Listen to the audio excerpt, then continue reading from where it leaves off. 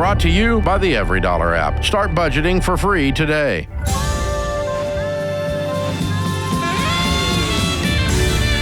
Normal is broke and common sense is weird, so we're here to help you transform your life. From the Ramsey Network in the Fairwinds Credit Union studio, this is The Ramsey Show. The phone number to jump in today, 888-825-5225, 888-825-5225, alongside the really sharply dressed George Kamel. I always like to see what adjective you're going to use on me today. You know, I got distracted from the adjective. I was looking at that shacket. That's a well-appointed shacket, George. As always, I'm Ken Coleman. We're here together for you. So looking good is half the battle, Ken. It really is. So you're prepared as well. All right, let's go to Travis in Huntsville, Alabama. Travis, how can we help today?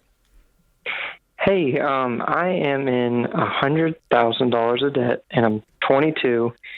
I have 2 kids, but I make about $70,000 a year. Okay. Tell us more. What kind of debt is $100,000? Break it down for us. Well, the first one was my 20-year-old idiot purchase, which was at the time when I first got it, it was about a $75,000 truck from a loan rolled over. Now it's about at $60,000. I pay $1,200 a month on it. My second one is a $23,000 camper. Started at $30,000. Pay that about $500 a month on it, and then the last one is a car for my wife, which I currently owe about $16,000 on. Okay. And what is your goal today? What's the heart of the question? Well, I guess so. Me and my wife have been talking a lot about getting rid of the truck because the reason we have the camper and the truck to begin with is because we were traveling on the road. I worked for a renovation company renovating government buildings, made a lot of money the first year. Contracts died out, just slowed down, had to find another job back home where we had a little more stability. But we still live in the camper, and then the truck is the way to move the camper around. So got it. So you're living in the camper full time? You're not renting? You don't have a home? Okay. How often? We're not renting. So we actually don't pay for rent at the campground because we volunteer for state parks. Cool. So that kind of covers the fee. They kind of make it a wash there. And I'm guessing you don't move around much anymore. You're not moving this camper much. No, not very far. Just around like an hour from Huntsville. Right now we're an hour, so we're kind of far, but we can move back in a couple months. Okay. And your wife is at home with the kids? Yeah. Not working outside the home? Okay. So $70K is what we're making. We've got $100K in debt. Have you looked into what the truck is currently worth, what the camper is currently worth if you sold it privately? Yes, sir. So the private value on the Kelley Blue Book website is $36. So it's just, I'm really underwater on it. So 24 underwater on the truck. And then what about the camper? The camper, I don't know how much they depreciate. Honestly, I haven't looked into it. They depreciate a whole lot. That's for sure. You think it's worth 10 or 15? 20? I might be able to get 10 out of it, and that would leave me with 13. Yep. So total, doing the math, you are $37,000 underwater on these vehicles, meaning you cannot get rid of these until you come up with the difference somehow to clear the title. Yes, sir. There's 2 ways you can do that. I have a question. As I'm listening here to George talk with you, have you run the numbers on the most affordable rent? Because you're already living in a trailer, so you make $70,000. It's not chump change. What would rent cost you? There's some places where I think we could get it for $1,000. But some of those places with kids, I just wouldn't feel safe putting them in. And I know my wife would. Okay, but you went to the worst common denominator. So what I'm asking you is I would never recommend you put your family in a place where your kids are unsafe. Yeah. So let's re-ask the question, what does rent look like in a place where you don't feel like your kids are under threat? I would say maybe somewhere between $1,400 to $1,600. Okay, have you run a budget on what that what would that do to your budget with your take home? It would. I get $5,000 a month, okay. So that minus the car payment would be, say we had $1,500 rent, I get three grand back a month, not including expenses. Yeah. But and the reason I'm walking through this with you, Travis, George, I mean, I wanted George to hear that ratio. But the reality is like, you've got to get rid of this trailer. You're essentially paying $1,700 right now for rent. Yeah. Because the trailer, truck and camper are sinking. The camper's losing value, so that's why I want you. And George, is that too aggressive? I'd like for him to let's find a place to live and get renting, and let's get rid of the camper. Because if you sell the camper, you lose your housing, and so we've got to solve for that problem. Mm-hmm. The good news is the truck can go sooner, because we don't technically need it right now. That's true. The issue is we need that money, either through savings, through future income, or through a loan from your local credit union. Is your credit good enough to get a loan from a credit union right now? Not really. Like I said, when we were out of contracts, I was out of work for about 6 months in Seattle. And so it was just a couple months of trying to get unemployment just to stay above water and knocking doors. But do you have anything in savings right now, or anything you could sell? Anything I could sell? I don't really have anything I could sell per se. We have a camper, so we kind of live minimalistic as much as possible. Don't really have anything in the camper. I mean, besides Hobby Lobby, artwork, and nothing in your savings account, correct? I have a little bit. I'm working on baby step 1. I believe it's getting $1,000. Correct. In the think out, so we have maybe 300, and then I have a couple two Roth IRAs and 401k, which I'm not going to touch. Good. Okay. Well, you're speaking the right language here. We got to get the $1,000 first, then we need to solve for this truck, because that'll free you of $1,200 a month. And so even if you take out a $24,000 loan, it's better than what you got right now. Yeah. At $60K. And so that's your next goal once you get the $1,000. And that's going to take some time. This is not going to be like, hey, we can just go do all of this tomorrow. But you're going to need to explore all of your options and try to get top dollar for these so that you can get out of this faster. And that might mean you're working 2 more jobs. Yeah. That's not going to be fun for the next year or two to clean this up. But that's the only solution I'm seeing here to get you out of this without, dangerous shortcuts. Yeah, I'm just going to reemphasize, Travis, the first step here is you've got to find a place to live so we can sell the camper. Yeah. Do you have any family nearby? We have some church family, but we wouldn't be able to stay with them long term. All my other family is same deal. Not really fit to stay there. One factor I didn't mention that I've been thinking about is my old boss. He lives here in Alabama. He lives fairly close, and he has offered to, anytime I need to move the camper, he would let me use his truck for that. The one thing I would worry about, he's very dependable and reliable, but you never know what's going to happen. He could move. It could be broken down.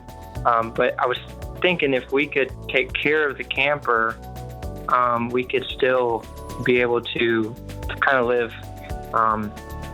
rent-free, essentially, if we can have the camper paid off. I think this is we're still in short-term thinking now. We got to think about the bigger picture and getting out of this life we created, man.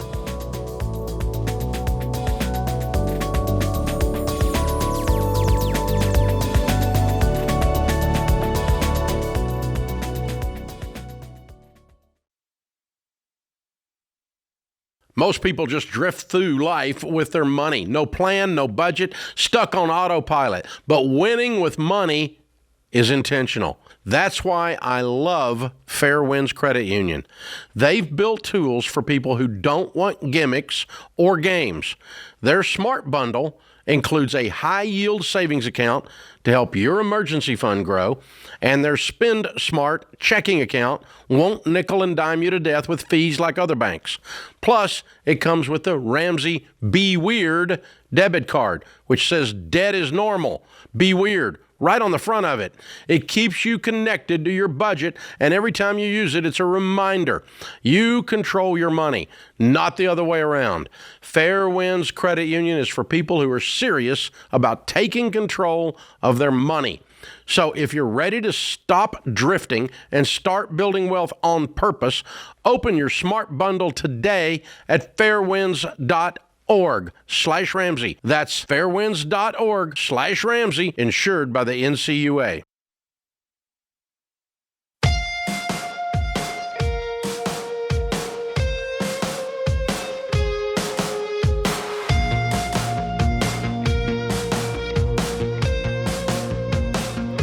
All right, Marie is up next in New York City. Marie, how can we help today?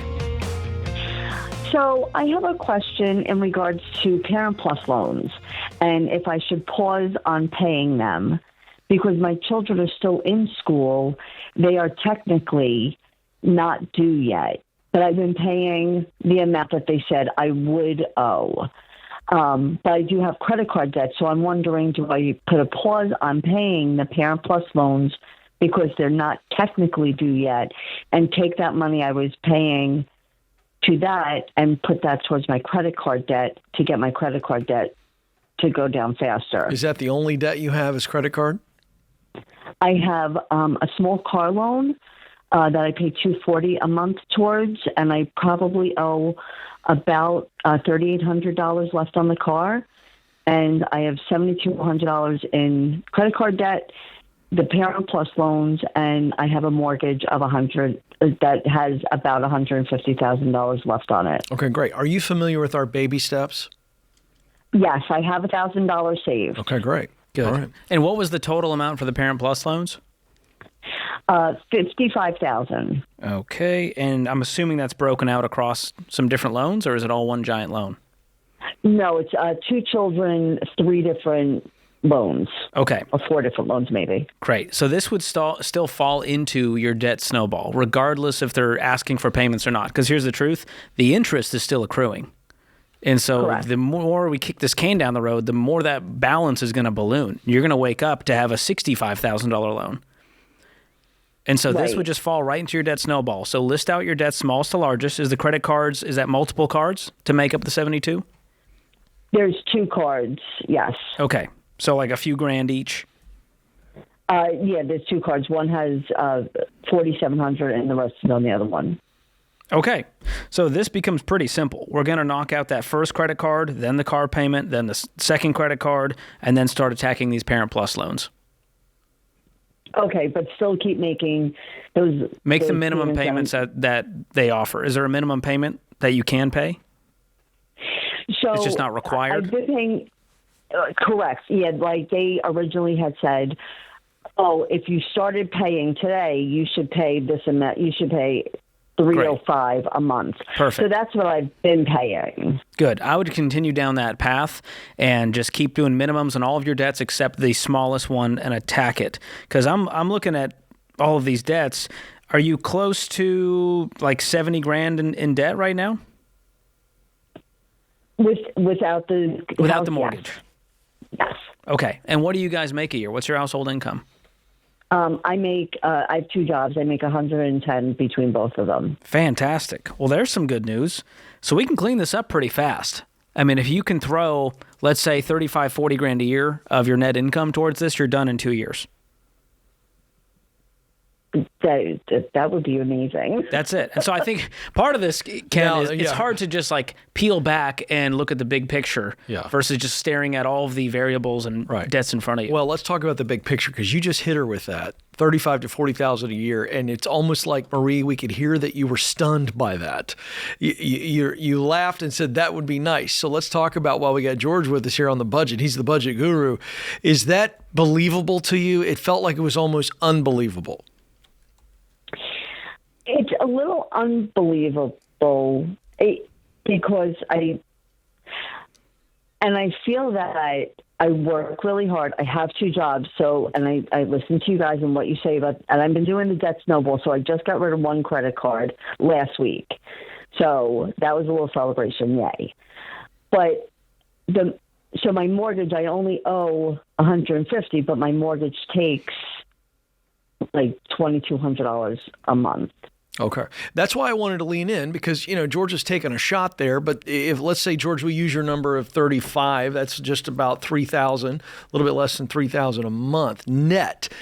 So realistically, Marie, if you are very disciplined, to the best of your knowledge right now, what do you think you could put away every month with the 2 jobs. So after making paying all your minimums bills. plus the extra. Yeah. What could you throw at all of this debt? I usually, I mean, and I hear you, and I think you are probably right, but it almost sounds impossible, when you're sitting on this side, because I do pay, $1,000 to the credit card, and I do work extra or overtime at the first step. Well, that's why I'm pushing in a little bit. I wanted to see if it is doable. So what is the most money you could commit? We're not holding you to this. This is an exercise while we have you. What do you think is the most, I'm talking like extreme budgeting, saving, cutting expenses everywhere. To George's question, after you pay the minimums and your 4 walls, what do you think you could put on debt every month? What number? I probably could put $1,000 a month. On top of your minimums is what you're saying? Yes. Okay, great. Because I'm doing the math here. $2,750 gets you out of debt in 24 months. If you're doing all the minimums plus the extra, that should add up to $2,750. Now, 2 years, I'm just throwing something out there. Mm-hmm. On average, we find that people who follow our plan to a T, we're talking baby steps, budgeting using every dollar, making the sacrifices, 18 to 24 months is the average. And based on the numbers you threw at me with your $110,000 income, 66 grand in debt, you are right there. That's going to be 18 to 24 months of sacrifice. And at first, you're going to feel like you're not making progress. But I'm telling you, month after month, in 6 months, you're going to have a few debts knocked out.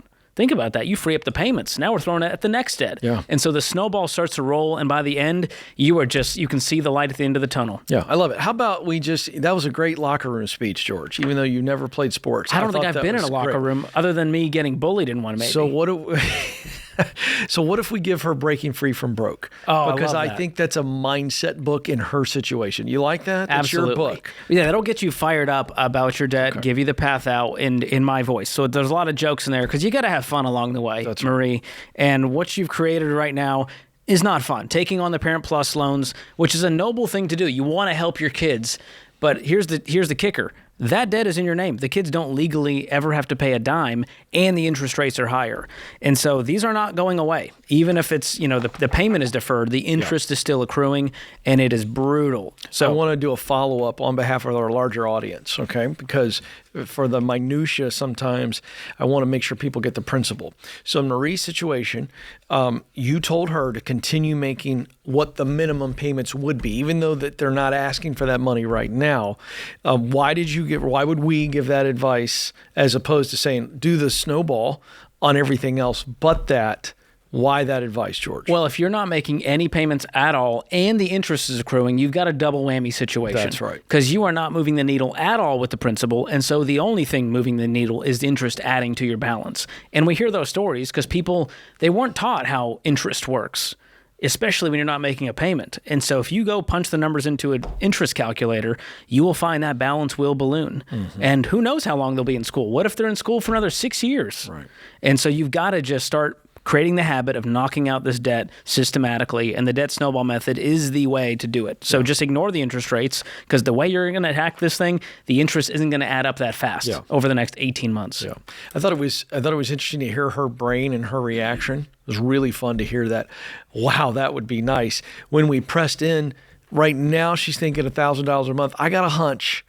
And Marie's still on the line. I think she could get more than $1,000 out of that budget. What do you think, based on your experience? Yeah, I mean, if you take 110 grand minus your taxes, and you're going to pause all investing, so you're just going to pay your health care if that's through your job and all that. But whatever comes home, that's your number now that we've got to figure out. You got $2,200 in your mortgage. Okay, whatever's left, how little can we live on to throw as much as we can at the debt? Right. So 4 walls plus insurance, anything else, that can go. Everything else is a luxury at this point. That's right. And kudos, Marie is working 2 jobs, folks. I mean, so this is Superwoman here. She's hustling. In this case, you're looking to sell everything you can possibly sell. What if you can sell $5,000, $7,000, maybe as much as $8,000 to $10,000 worth of stuff?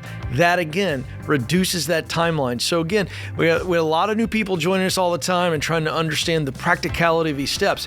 Listen, we didn't say it was easy. The steps are simple, but the work and the sacrifice is hard. But boy, oh boy, you heard how she reacted when George said, I think it could get out in 24 months. That's exciting stuff. The quicker you get out, the quicker you move on in your life with the dreams that you want to achieve.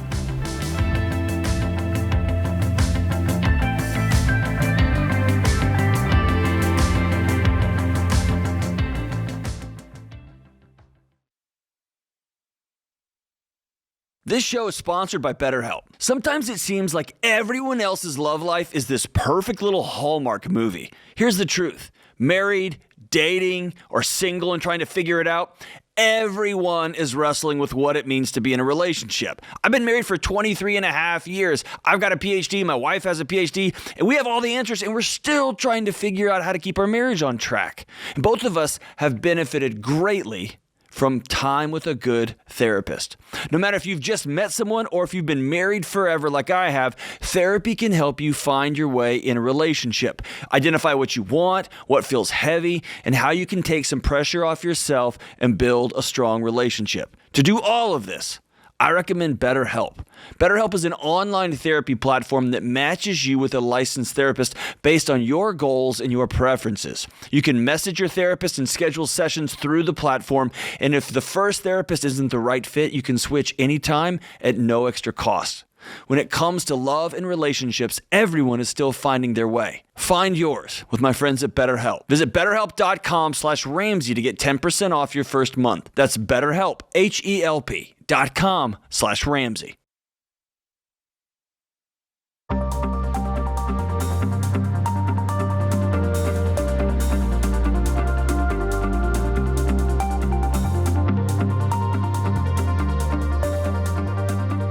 If you have a simple tax situation, like you haven't had any major life changes or big investments, you need to use Ramsey Smart Tax. Ramsey Smart Tax is affordable and keeps your filing process very simple, and it has a built-in support in case you need some help.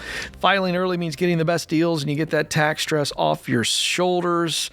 And you can do all of this by going to RamseySolutions.com/SmartTax, RamseySolutions.com/SmartTax. All right, Charlotte, North Carolina is where we go next. John's got some type of a family issue here we need to talk about. John, what's going on? Hey, guys. Thanks for having me on the show. Sure. So my wife's brother and sister, not as well off financially as us, and we're coming up in our own financial journey to a point where we may be able to help them. But we're having an issue when we talk about it because, and please, I don't want to paint them in a bad light. I love them. They're great people. But in a lot of aspects of their lives, they are very much, we can't right now because people, you wouldn't understand because we've got 3 kids, you don't, that kind of thing. What is something that we could do when we get to the point that we could help these people, that we're not crossing a boundary, but we're also not enabling bad financial decisions? Okay, well, you answer that question. Is there, let me flip this on you. And I'm going to set you up. Sorry. I didn't mean to just. But answer. Yeah, you called us, you tell us. No, here's what I want to know. You've already laid out, George and I know exactly what you're saying. You're not in any way attacking them. However, here's my question for you. Let's just fast forward into this future that you just mentioned, where you're going to have some extra money. Is that me understanding correctly what you're saying? Yes, sir. We're okay. About $38,000 down, and we got about 30 to go. No, I know. Don't worry about that. We're going to fast forward to your heart of your question. Okay? Let's fast forward to this future where you have some margin to where you could help them financially. In what area would you feel confident telling George and I helped them, forget about the number, but I helped them how I could, and I feel like this help will actually make a difference? Tell me the answer to that question. What area where you could help would actually make a difference, and they wouldn't squander it, and they wouldn't just, motor through it? Where could you help them where it would make a difference? The biggest thing that we've discussed that I think could possibly work is if we were able to pay for a year of childcare for their kids so that mom could go to work and help them financially, because dad is kind of limited in his position with what he could make. Okay. If you were to do that, A, would she go get a job? Yes or no? I couldn't tell you. I think so. And what if she doesn't? Is it conditional where you go, hey, you got to show proof of I don't income? like that. I don't like your answer, John. You realize what I'm doing here? I'm walking you through, is this a good ROI? And your answer to that was, I don't know if she'd actually do it. That's a bad sign. True or false? True. You see, so this is how I would come about this. My heart says I want to help, but I need to put real plans, real specifics together. And I just kind of walked you through this. And the first thing you said that you would do to help, there was no certainty at all that it would actually help. Because if you pay for childcare, but she doesn't go get a job and thus get extra money, and then we didn't even ask you, even if she made the extra money, do you think that she would put it towards removing debt? What's the answer to that? I think so. They've been watching our financial journey. So hopefully we've been just hoping that they would see what we're doing. And that but have they asked questions? Have they even said they want help? Or is it just more, well, that's for you guys, but that's not a thing that we're going to do? Yeah, I think that's true, George, because we've offered them financial peace because we have it. We're actually waiting to start it because we want them to go through it, and they've had it and haven't done it, and we're getting frustrated because it's like I want to help you. Let me help you. Right, but John, you just said a moment ago, until George reframed that, you said you thought that they would use that income of hers to help themselves. And now you're questioning that. So you see, this is the exercise, and I'm glad you called us because we can be objective. We're not related to them. It sounds like to me that this is a bad investment. Okay. Here's the underlying fear. You don't help them move forward. They just get comfortable for a while you get super resentful because you're helping them and you're really putting yourself out there, paying for childcare for a whole year, all for them to not make any progress. Well, now the relationship's gone. You've lost all respect for them. Mm-hmm. And so until they are at a breaking point, until they have enough pain in their life that they're going, I guess we should put on that financial peace thing. We are running out of options here. Yeah. I don't know that they're ready for it yet. I agree. That reminds me, George, of the old phrase, when the student is ready, the teacher appears. And this is tough with family. So, George, I don't know where you're at. I'm going to say, John, I would not help until they say that, A, they want help, and because they acknowledge they need help. And I think those are your two boundaries. And again, I would run through a similar exercise like I just walked you through. And my friend, you answered your own question. And I know it's a tough situation. I hate that, but you guys got your own financial journey. You got $38,000 to pay off. Let's go. Walk the baby steps. Continue to do what you've been doing. Let's get out of that situation. Make your life better and let the chips fall where they fall with other people. Let's go to Jonathan next, who is in Fairfax, Virginia. Jonathan, how can we help today? Hi, long-time listener, first-time caller. My dad, actually, he's really a big fan of the show. And right now I'm just got a little question about how to find housing at my current stage of life. I just graduated college about 2 years ago, and I've been working as an RN for about a year and a half. I'm about to get a raise, and I'm still looking around trying to find good housing without breaking the bank and just like being able to save continuously after that. And it just seems like a really big struggle for me right now. Give us some real numbers. I know the Northern Virginia area. If you're in Fairfax area, I know that area. That's an extremely expensive place to live. Give us the numbers for George and I, what you're looking at for a rent.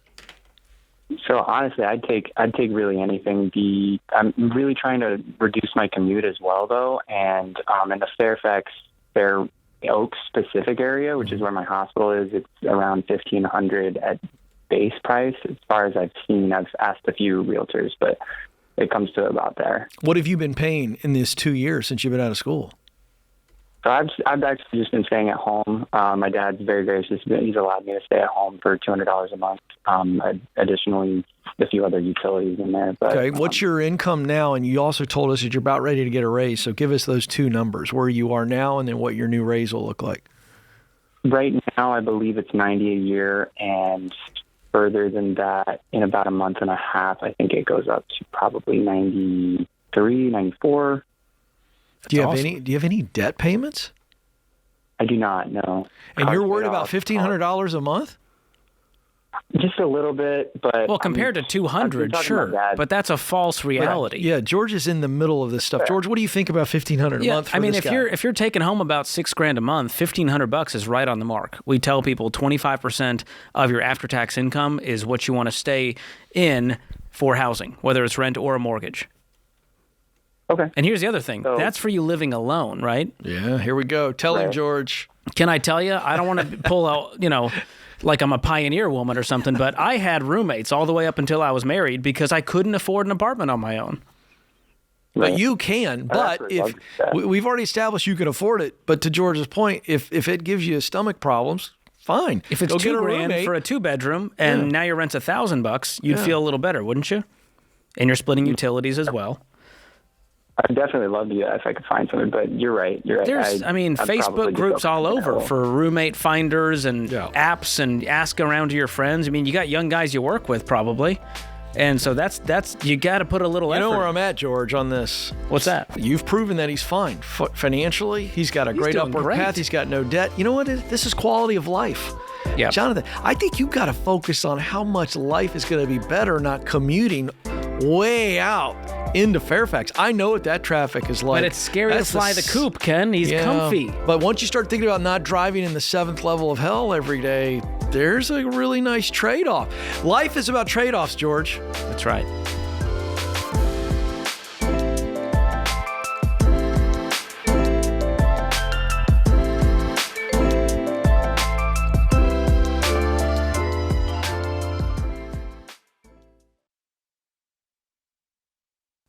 Hey, what's up? This is Dr. John Deloney from my friends at Mama Bear Legal Forms. I spend a lot of time talking with people about anxiety, relationship challenges, and all kinds of other things that keep people up at night.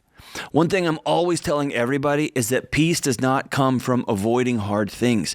Peace comes from facing hard things and directly walking through them. One of the hard things we all face is our own mortality. And if you've got kids or people you love, creating a will is one of the most important things you can give them. I'm such a big fan of Mama Bear. When I moved from Texas to Tennessee, one of the first things I did was set up my will through Mama Bear so that my family was protected in my new state. Mama Bear will help you make a clear, legally valid will in about 20 minutes. They provide step-by-step guidance that makes getting a will simple. Believe me, if you're ready to love your family in a real and practical and lasting way, go to mamabearlegalforms.com and use the promo code Ramsey to save 20%. That's mamabearlegalforms.com. Use code Ramsey.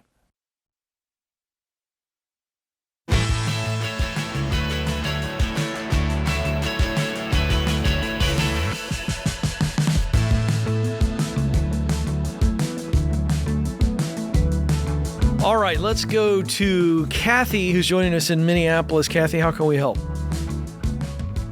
Hi, my husband refinanced our car, and now we have a 25% APR, and wondering what we should do.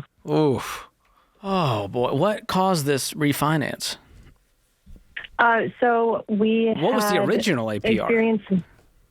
The original was 14, and he was trying to get money to pay some things and decided to take out $3,000 on top of the car loan, and that's what happened. Yikes. Why would he do that inside of the car loan? There's so many ways to get $3,000, even though it's a terrible idea to go into debt for any of it. But why refinance the car loan to get $3,000 out? I think because it was so he had originally applied for a personal loan, but his credit wasn't very good, and so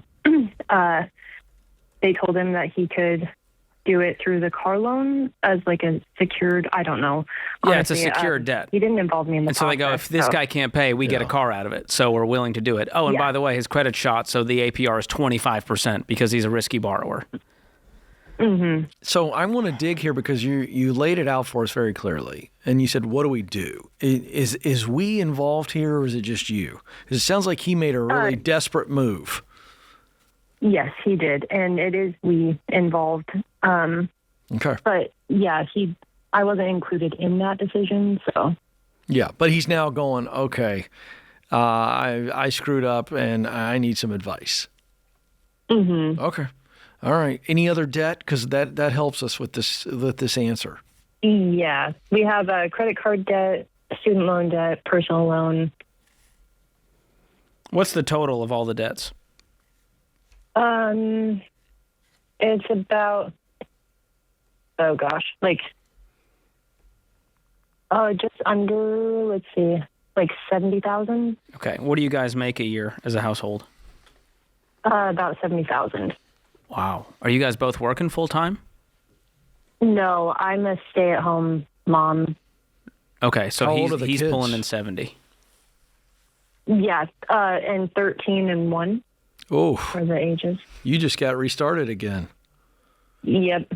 All right, so I have to ask because I think this is this kind of level of intensity. Are there any type of skills, work experience that you have that would allow you to do some work from home? I know the 1-year-old that's a full-time job. Don't want to minimize that in any way. However, you got 24 hours in a day just like everybody else. Is that even possible? And what do you think you could do to make some money? Yes, so it is possible. I actually just finished school, so I'm going to be pursuing something hopefully from home. I also homeschool, so there's that as well. But Is that going to be possible if you're working full time? Outside of probably not full time. Okay. I'm hoping to find something part time from home. What's your degree in, and what will the job be that you're hoping for?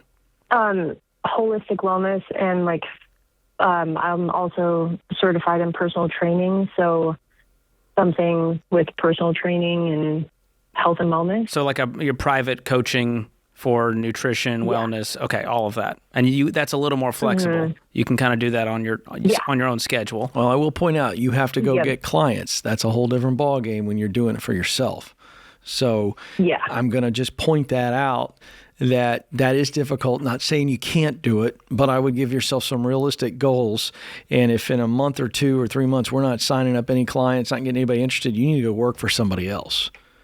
And that's just a reality right now. If you guys got to bring in more income. Do you have any savings at all?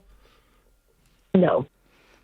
What's left on the car balance after this refinance? So he just refinanced it, so it's sitting around, I think, 18,000. Okay, and what is the vehicle worth, private party value? 7,200. Okay, so we're 10 grand underwater. So there's our number. If we want to get out from under this 25% APR, which is going to cause the balance to balloon if we're not attacking it, then we need to get out from under it by creating this 10 grand, either by saving future income or taking out a loan from a credit union, which I'm guessing is not an option because he's tried that and his credit is shot. Yeah. Is your credit shot as well? Are you tied to this? No. Okay. No, I'm not. I was on the original loan, but when he refinanced, I was taken off, I guess. Okay. I would see, now it's going to be tough because you don't have income. And so I don't know if they'll look at the whole picture if you're the one taking out the loan in your name. They're not going to allow him to be a co-signer, I don't think. But if you can go to your local credit union and get a loan for the difference, that at least gets you out from under this. Is there another vehicle that you guys can use right now? No. This is your one car? Yep. Okay. Well, the other option is you attack it with a vengeance. I mean, having an $18,000 worth of vehicles making 70 is not the problem. The problem is the behavior that got us here, adding to the pile, going back into debt, crazy interest rates, a lot of desperation. And it sounds like a lot of this was done without any teamwork. It was just kind of him on his own out of desperation, and you were an unwilling accomplice, or did you know about all this? Yep. No, I didn't know until after it was done. So the new loan, George, is 17? 17, 18 grand left on the loan at 25%. All right, so what does he do for a living? He drives garbage trucks. Is he handy? Yeah. I'm telling you right now, he's the one. Now, you've already said what you were going to do. And so if he were on the phone, be going, hey, buddy, you did this. You ought to feel a massive burden. I'm sure he does. But outside of driving that garbage truck, if he's handy, he's working in a warehouse. He's doing whatever he can, 25 an hour, whatever he can do. He can haul junk he's for people in the neighborhood. Weekends. I tell you what, the 1-year-old needs you. And I say this not knocking him, but saying this as a father of 3. For the next year, the 1-year-old doesn't really need him that much. He needs to be working. And the truth is he doesn't even work for a year. It's like I would be circling $18,000 if I were your husband. And I would be going, how quickly can I make $18,000 outside of my $70,000 job? George, that would be my intensity. You agree, disagree on that? Yeah. I mean, because that changes their life initially, gets us out from underneath that massively bad loan that's just putting them in quicksand. Yeah, when you're debt is the same as your income, I see there's a big problem here. Now, if your debt was 140 grand and you got 70, we could solve this within 18 to 24 months. And so what that tells me is we need to get aggressive getting this income up. And that might be him getting 2 more jobs. That might be you getting a full-time job. And we put the kids in school, daycare, whatever we need to do right now to solve this crisis. That's what it is. It's a crisis. That's right. But, Kathy, you guys can get out of this. But it's both of you. It's 2 points I want you to walk away with on this call. Both of you have to work more and make more. And both of you have got to be super aligned on a budget that allows for no extra spending on anything other than just the 4 walls. You got it? Got it. You up for it? Yep. Yeah. Okay. Game on. Because this is doable. George, what's your calculation if they were to do that? And I know you don't know if they get the numbers. income up. Yeah, I'm they saying can if they do get this the income up. 2.5 to 3 years. If they stay status quo and try to do it with their current income, I think this would take 4 to 5 years. Yeah. And the balances would just grow with this level of the credit cards are high interest, the car is high interest, and who knows about the personal loan and student loans. But there's debt surrounding us right now. And so we've got to get on that debt snowball. We've got to get the spending down. We're going to make some deep sacrifices right now.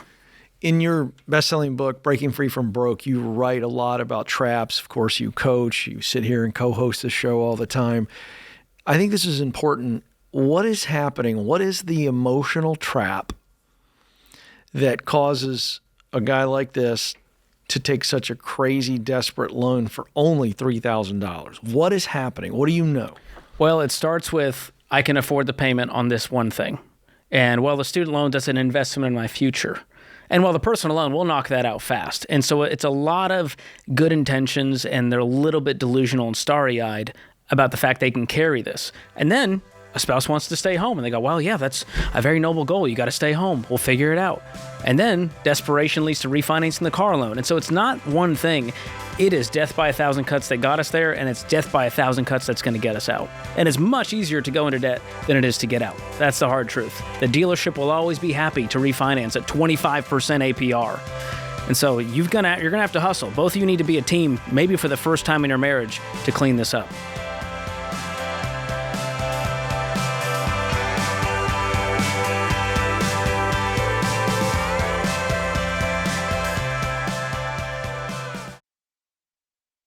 This is Dave Ramsey. We all want to know that the money we give to charity is doing something that matters, that it's making a real change, giving someone lasting hope. And here's one way to make sure of that. Give to Preborn. They're the real deal. Proven, transparent, and changing lives every day. I trust Preborn, and you can too. They're on the front lines of the battle for life, partnering with clinics to offer free ultrasounds to mothers in crisis. Because when a mom sees her baby on that screen, something changes. It's not just a decision anymore, it's a person. And 80% of the time, when a mom sees that ultrasound, she chooses life. Your $28 gift provides one of those ultrasounds. Just $28 to be the reason someone chooses life. And at every clinic, the gospel is shared, giving moms the chance to choose life and find real hope in Christ. $28, one ultrasound, one heartbeat, one mom who realizes she's not alone. That's the kind of life-changing impact your giving makes through Preborn. Go now to preborn.com/Ramsey or call 855-601-2229. That's preborn.com/Ramsey.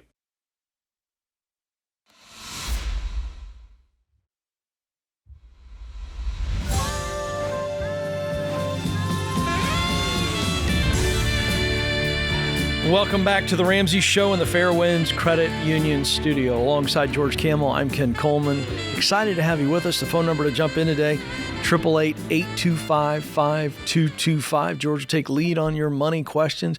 I'll take lead on your winning at work. If you're feeling stuck, a lack of balance in your life, feeling burned out, that's going to affect all your money stuff too. So we can combine any of those calls. We'd love to hear from you. Let's start it off with Sabrina, who joins us in Atlanta, Georgia. Sabrina, how can we help?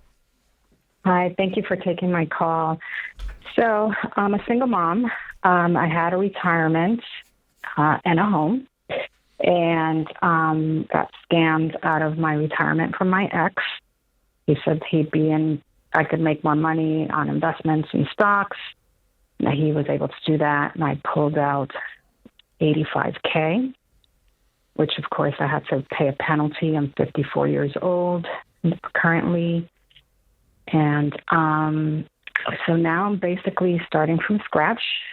I have sold my home, so I have some money saved, and I'm just trying to figure out where I need to go from here. I do have a special needs child, and I just want to make the right decisions going forward and really, building for my retirement, because I am, 54. How much do you have saved off of the sale of the home? So I had to pay a lot of debt back because my ex was a squatter for a year and a half in the home.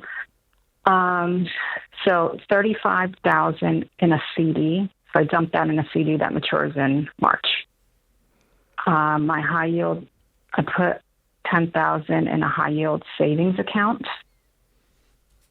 And then in another savings, it's $1,200. And then I have some debt. How much debt do you have left? So $6,500 in credit card. My car, $13,000. It's worth $10,000. I got it during the pandemic, so it's a little upside down. Before we go forward, what's the car payment on that? $486 a month. Ooh. Yes. Let's stop right there. And it's 96,000 miles, and I've already in the last year I've dumped $8,500 in repairs. Yeah, but I mean that's a car that, I'm going to jump in right there, George, because of the money she's got in savings. If we could pay that off, that saves you $486 a month immediately. You would feel that, yes or no? Yes. Okay. Keep going on the debts, but I just wanted to jump in that is low-hanging fruit because you've got cash today to pay that off. George, you don't have any problem with that, do you? I mean, the CD's maturing in March, so today you can knock out the credit cards with your high-yield savings. Okay. And then as soon as that matures, I would use $13,000 of it and knock out the car. What else do you have? I have an attorney's bill for $10K. Okay. Anything else? I have a term life insurance that's I only pay $360 a year. It ends in 2031, and it's for $200,000. So I didn't even know if I should even stop that. But do you have any kids? You said you're a single mom. I'm a single mom, special needs child, teenager. Yeah, you're gonna need that money if something were to happen to you. I mean, even though it's $200K, that's still money that can be used to help take care of your child. And eventually, you're probably going to need a special needs trust. Well, that's part of the $10K. Okay. $5K for the attorney is for the court case that I had or have currently. And the other $5K was to hire a wills and trust attorney to set a trust and will, because I need to protect my son. And that's priority for me right now. It should be. I love that. You've got term life insurance. You've got a will and a trust. You're doing some good things here. And the good news is, you have any other debt outside of that? I heard the 3. No. Okay. So you've got $30K in debt, and you've got $45,000 essentially liquid. Yes. Have you been debt-free in your adult life? Before my ex, yes. So why don't we call this a new slate and say, this is post-ex Sabrina. She's starting a new chapter. She's got a lot of life ahead of her. We're going to go into this thing completely debt-free with $15,000 in the bank. You hear me? Okay. Yes. Now that we have a foundation, now we can begin investing for the future and rebuilding what we've lost. How sure are you that that money is gone? Did he spend it? What did he do with this money? Well, I can't get that answer because I've tried. And as soon as I stood up to get an answer, it became from, oh, I went into stocks. Oh, no, I went into real estate investments. Now he's telling the attorneys that that I agreed on putting it in a business, and that business went defunct. Okay. But I'm dumping money to get discovery, and it's not happening, and I don't want to dump any more money on the attorneys when I know I have to take care of. And this guy's a piece of work, then I would move on and just start investing with your current income. Which, how much are you making a year? So I had to take up a W-2 to stabilize in the last 2 years of this court cases.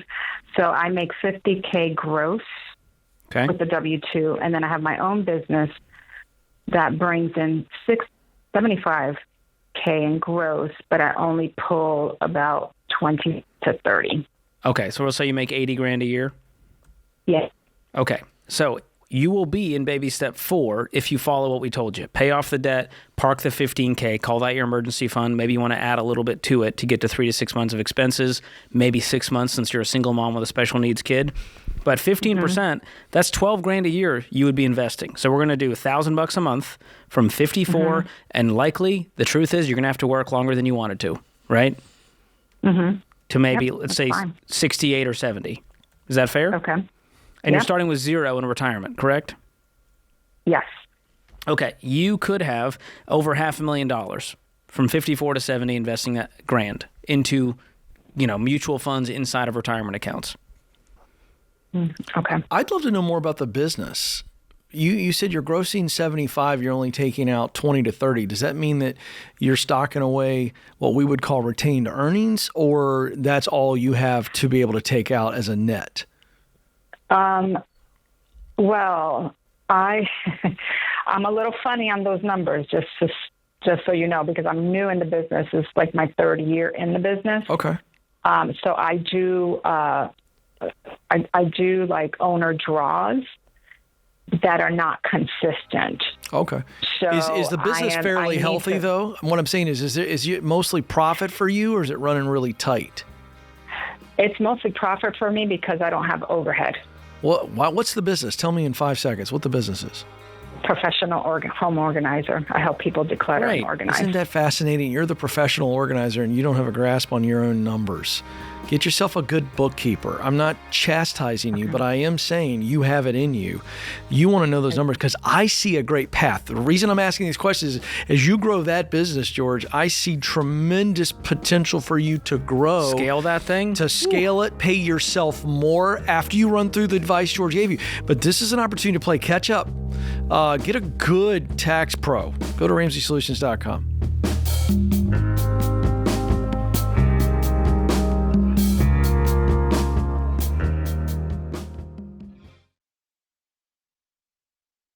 Finally, mortgage rates have dropped, and you know what that means? People who've been sitting on the sidelines are about to jump back in to the housing market. So if you've been waiting to buy, this could be your window, but you've got to be prepared and do it the Ramsey way. You need to contact Churchill Mortgage. Their Home Buyer Edge program gives you peace of mind in a wild market.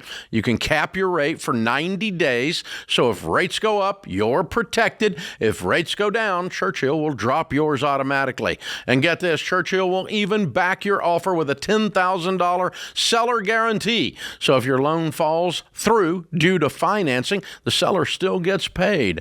That's how confident Churchill is. Plus, when you shop as a Churchill certified home buyer, it's stronger than pre-approval. It makes you look like a cash buyer, which makes your offer rise to the top. So don't let this moment pass you by. Get ready now. Go to ChurchillMortgage.com to get started today. That's ChurchillMortgage.com. This is a paid advertisement. Homebuyer Edge and Seller Guarantee are available for qualifying borrowers and select loan types only, and not available in all states or locations. NMLS ID 1591. NMLSConsumerAccess.org. Equal Housing Lender.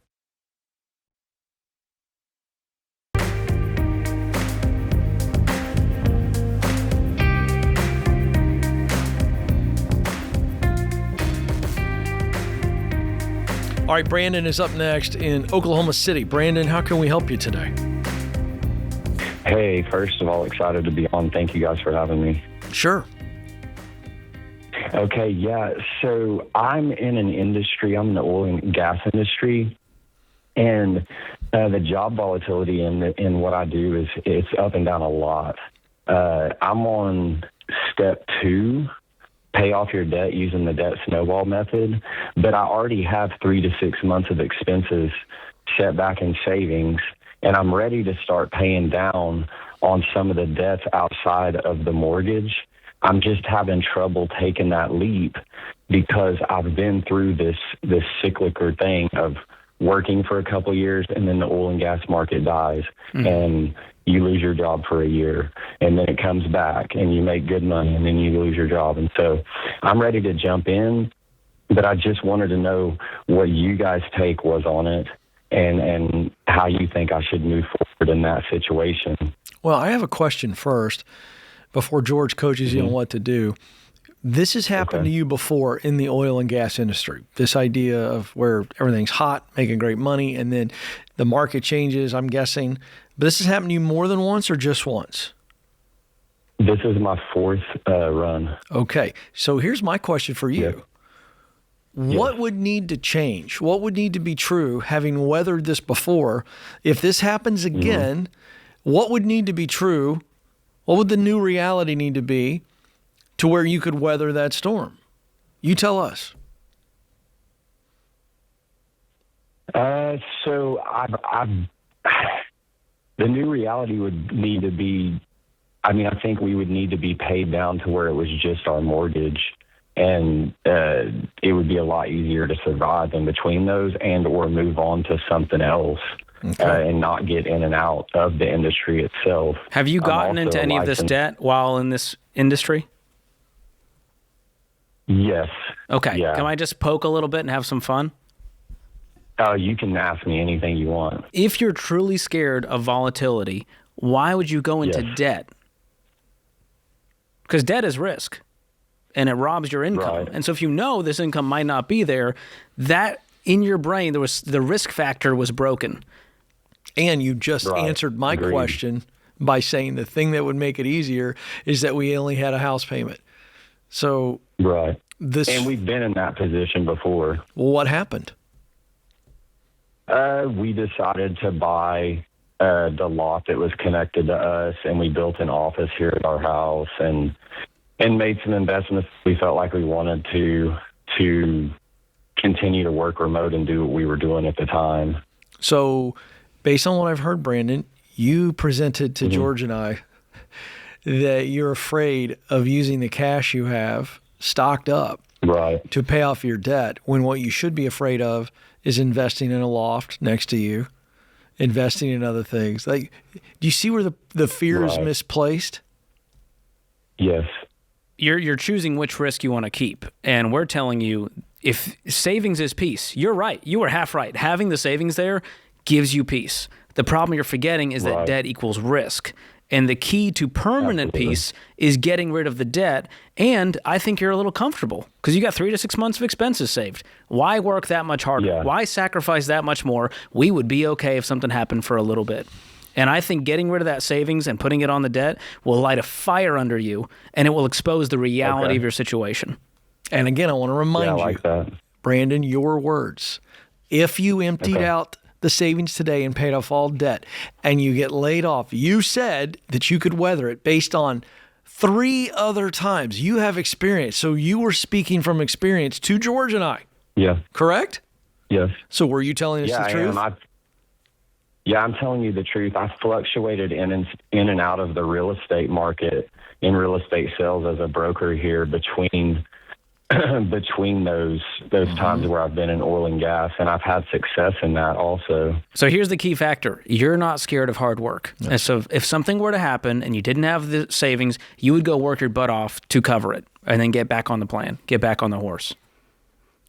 Yeah, for sure. So let's get tactical. How much do you have in debt, consumer debt, and how much do you have in savings?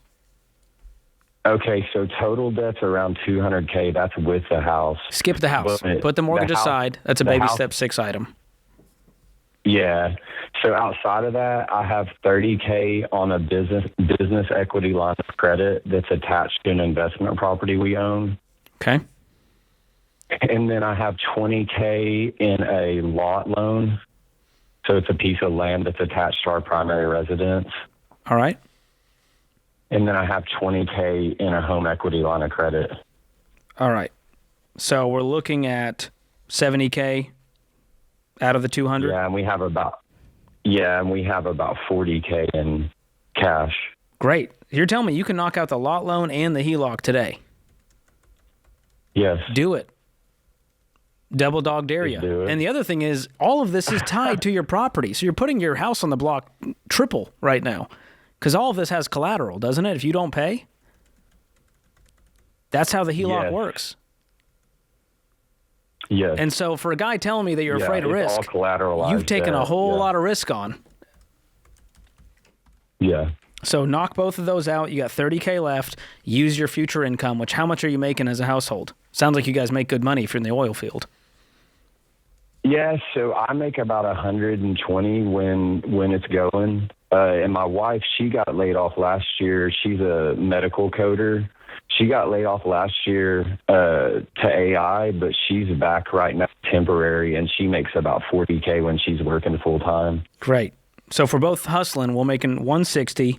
We got 30 left to pay down on the line of credit at that point for that business line of credit, which will get knocked out within months, making 160. Yeah, I'm talking less than 6 and months. I've got one more question for you guys. I was going to ask, what are your thoughts on, as I'm doing what I'm doing right now in oil and gas, on trying to bust back into the real estate market again so I have something to transition back into when the oil and gas goes down again? What are your thoughts on that? My quick take is you really can't win at real estate part-time. And so if you're talking about being a real estate, I know that. So then I don't think that's smart unless that's your goal long-term. So if that's what you want to do long-term, let's go. But let's do it after we take care of what George. We got the present. We need to win, and let's use what income we have right now to get out of debt, and we'll walk through baby step 3, and then be in baby step 4, and then let's look at transitioning to whatever. That's 1 year from now. Do you see that? You pay off the 2 debts today. You got $30K left. That gets knocked out in 6 months. Another 6 months for your fully funded emergency fund to stock back up. Now we've got a real foundation. That's actual financial peace. I like it. And so at that point, you have options, you guys are driving me towards it. Yeah. I appreciate that. Yeah, absolutely. Listen, you've been afraid of the wrong things. Okay. There's no fear walking out the plan George laid out for you. None. No fear. Okay. There's some hardship. There's some sacrifice. Right. But on the other side of that is, to George's point, if you want to go into real estate full time, then after I got this debt done and I got a 3 to 6 month, and I'd go 6 months, by the way. And then I'd go all in on real estate, because you got to build up a pipeline. But you got some experience. You've dabbled in it, sounds like, before. But now when I hear real estate... Yeah, I've been full-time in it before. I'm hearing sales, not you investing. I'm hearing you're a realtor. Is that what I'm hearing? Yes, I'm a real estate broker. We have a property that we bought. Oh, I know. We heard. Invested in a commercial piece of property. Right. Well, real estate people famously have their risk meter broken. And any cash they do have, they want to immediately deploy back into investments, because I can make way more money in real estate. But then it leaves us in a lurch here. So I think Ken is right. You've misplaced the fear. Your fear right now is, what if I have a $30,000 emergency and I don't have the savings? The true fear is you have $70,000 in debt that is tied to your home. That's the thing we should be attacking. And you'll get there in no time, man. You work hard, you make great money. We just got to retool some things and clean it up. A year from now, you'll be in a very different place.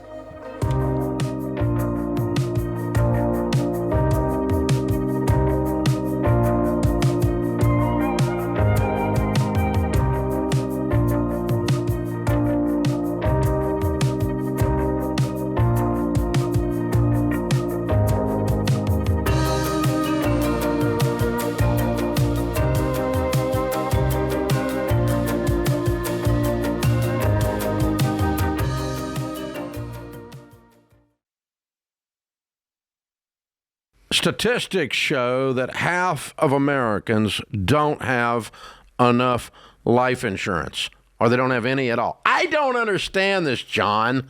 Why don't people want to take care of their family? They think they're going to die or something? Well, I used to be one of those guys, I didn't even think about it. And one of my buddies said, hey, the only reason to not have life insurance is if you hate your wife and kids.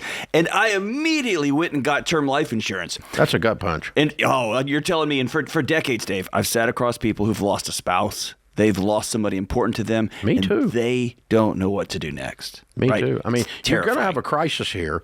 And, you got two options while you're sitting and talking to a young widow. She's concerned about how she's going to invest all this money properly and not mess this up, or she's concerned how she's going to eat tomorrow. That's exactly These are the right. two options. And take care of your dadgum family, man. Term life insurance can replace income, pay off debts, cover funeral expenses, so your family can actually have the opportunity to just be sad. Yeah. To just miss you. That's exactly what it's supposed to be. It's saying I love you to your family. Term life insurance. Jeff Zander and the team at Zander Insurance makes it easy and affordable. I've used them personally for 25 years. They're the only people I trust. Go to Zander.com or call 800-356-4282.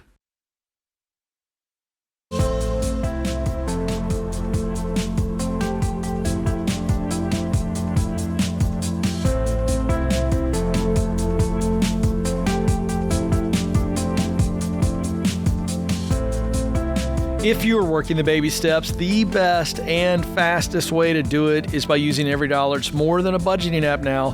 This is the entire plan that we teach, the baby steps, all of it, right in the middle of this world famous now app. Oh, it's so fun. Track your progress, get personalized recommendations, and coaching, actual coaching for your situation to help you free up more money. It's like having one of the Ramsey hosts with you every day, showing you the next right step. Start it for free. Just kick the tires. Download it now in the App Store or Google Play. Let's go to Carol in Denver now. Carol, how can we help you today? My question is, what are your thoughts about using AI in tax planning and preparation? Oh, that's a hard pass for me. George? What got you here? What made you go, you know what? I'm going to let ChatGPT handle this one. I was presented with a document from the accounting firm requesting that I authorized AI to be used, and some of it would be overseas, and I'm apprehensive about that. Oh, so you're going through an actual tax planning firm? Yes. Okay. They're just sort of speeding up the process by using AI, and we're going to see this everywhere. Mm-hmm. Almost every organization is going to start using AI to help move things along, reduce the amount of resources they need, and so that doesn't worry me as much. I thought you were just on your own, trying to do tax planning with an AI, tool. Yeah. No, and it's the accounting as well, because the accounting firm does the taxes, and therefore, would they be using an overseas entity to be able to help do Well, the you just taxes? need to ask. Here's the thing we preach all the time on any trusted Ramsey trusted service. We want people to understand what the firm or the person is doing for them. So they explain it to you to where you go, oh, okay. So if you have questions about that, okay, how is AI being used in the preparation of my taxes? If overseas, what's going on? Just ask those questions. And somebody with great service who really cares about you and values you as a customer, certainly has the heart of a teacher, is going to have no problem answering those questions. But George is right. I'm not sure you're going to be going anywhere in this country or any other country with professional services that have a decent amount of clerical administrative work where AI is not going to be used.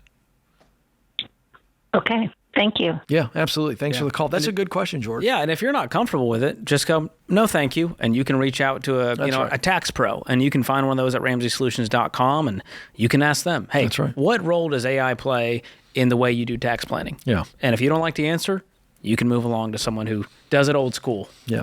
All right, real quick, fun question for our next call. Are you scared of AI or are you excited for AI? I'm personally not scared. Okay, good. And I'm going to stick to the positives and, how helpful it can be versus is it going to take over and destroy everything? Maybe. All right. But until then, I'm going to just live my life. You're a guy that operates with a decent level of anxiety, so people should take that with a serious shaker of salt. That is true. But I'm also very pragmatic, and I like to be efficient. Yes. And I think AI can be a great tool when used properly. Technology does not scare George Kamel. Stephanie is up next in Detroit. Stephanie, how can we help you? Yeah, about 5 months ago, my uncle passed away. I'm so sorry. Me and my husband at home. Okay. Yeah, thank you.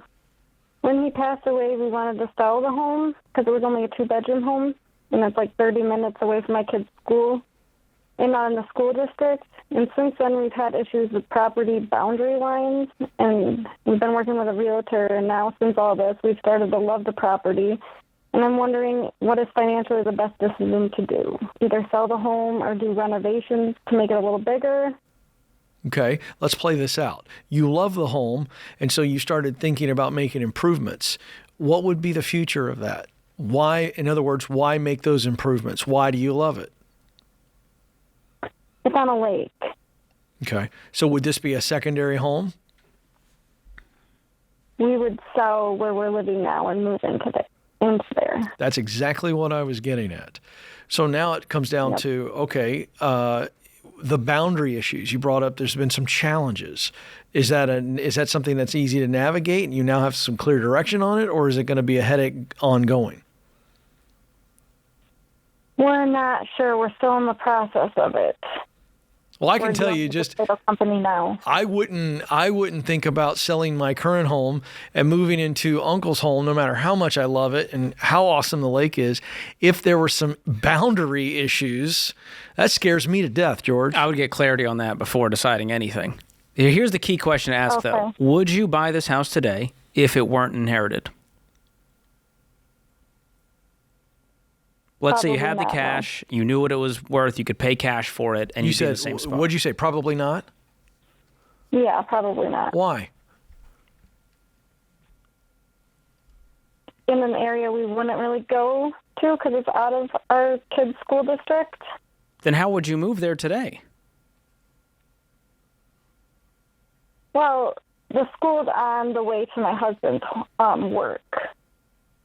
Okay, but it would be a pretty big commute for him to get to work, for the kids to go to school. It would be inconvenient for your life as it stands today.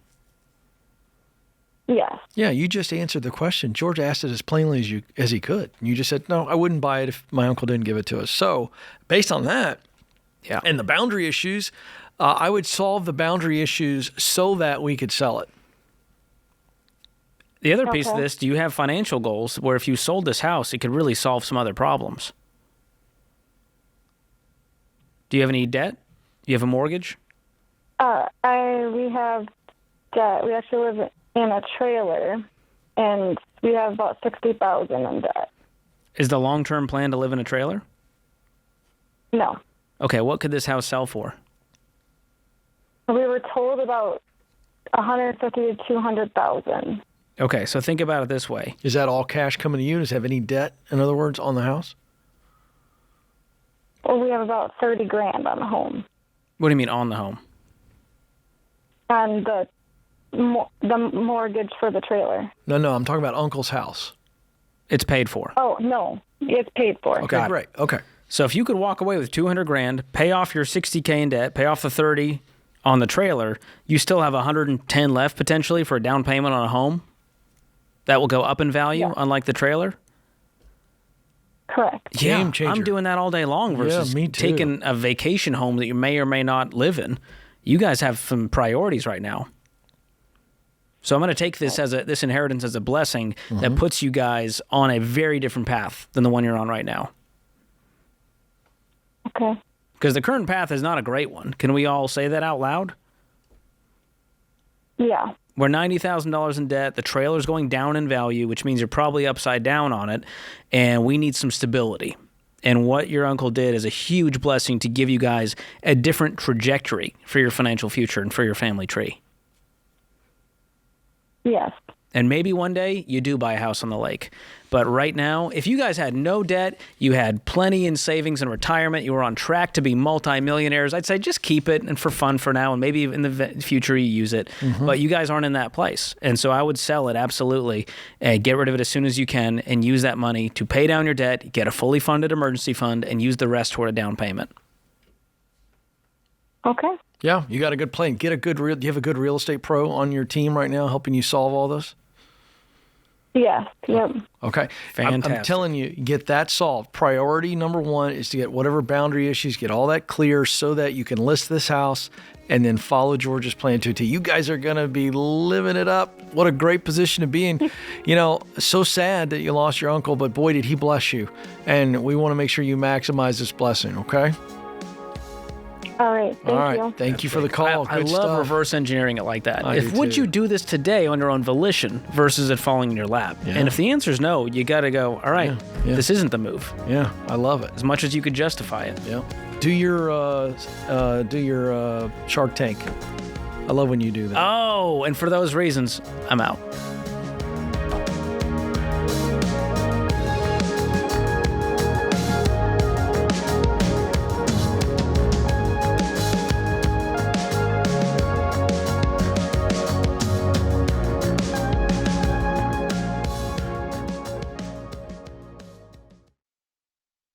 I love entrepreneurs. Don't forget, guys, I started my company on a card table myself. So I know what it's like to have people counting on you, your team, your family, not to mention your customers. And when you're the one signing the paychecks, you can't afford to fly blind.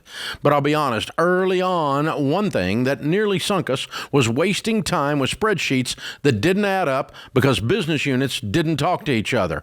I finally told my team, just fix it. And they did. We got NetSuite.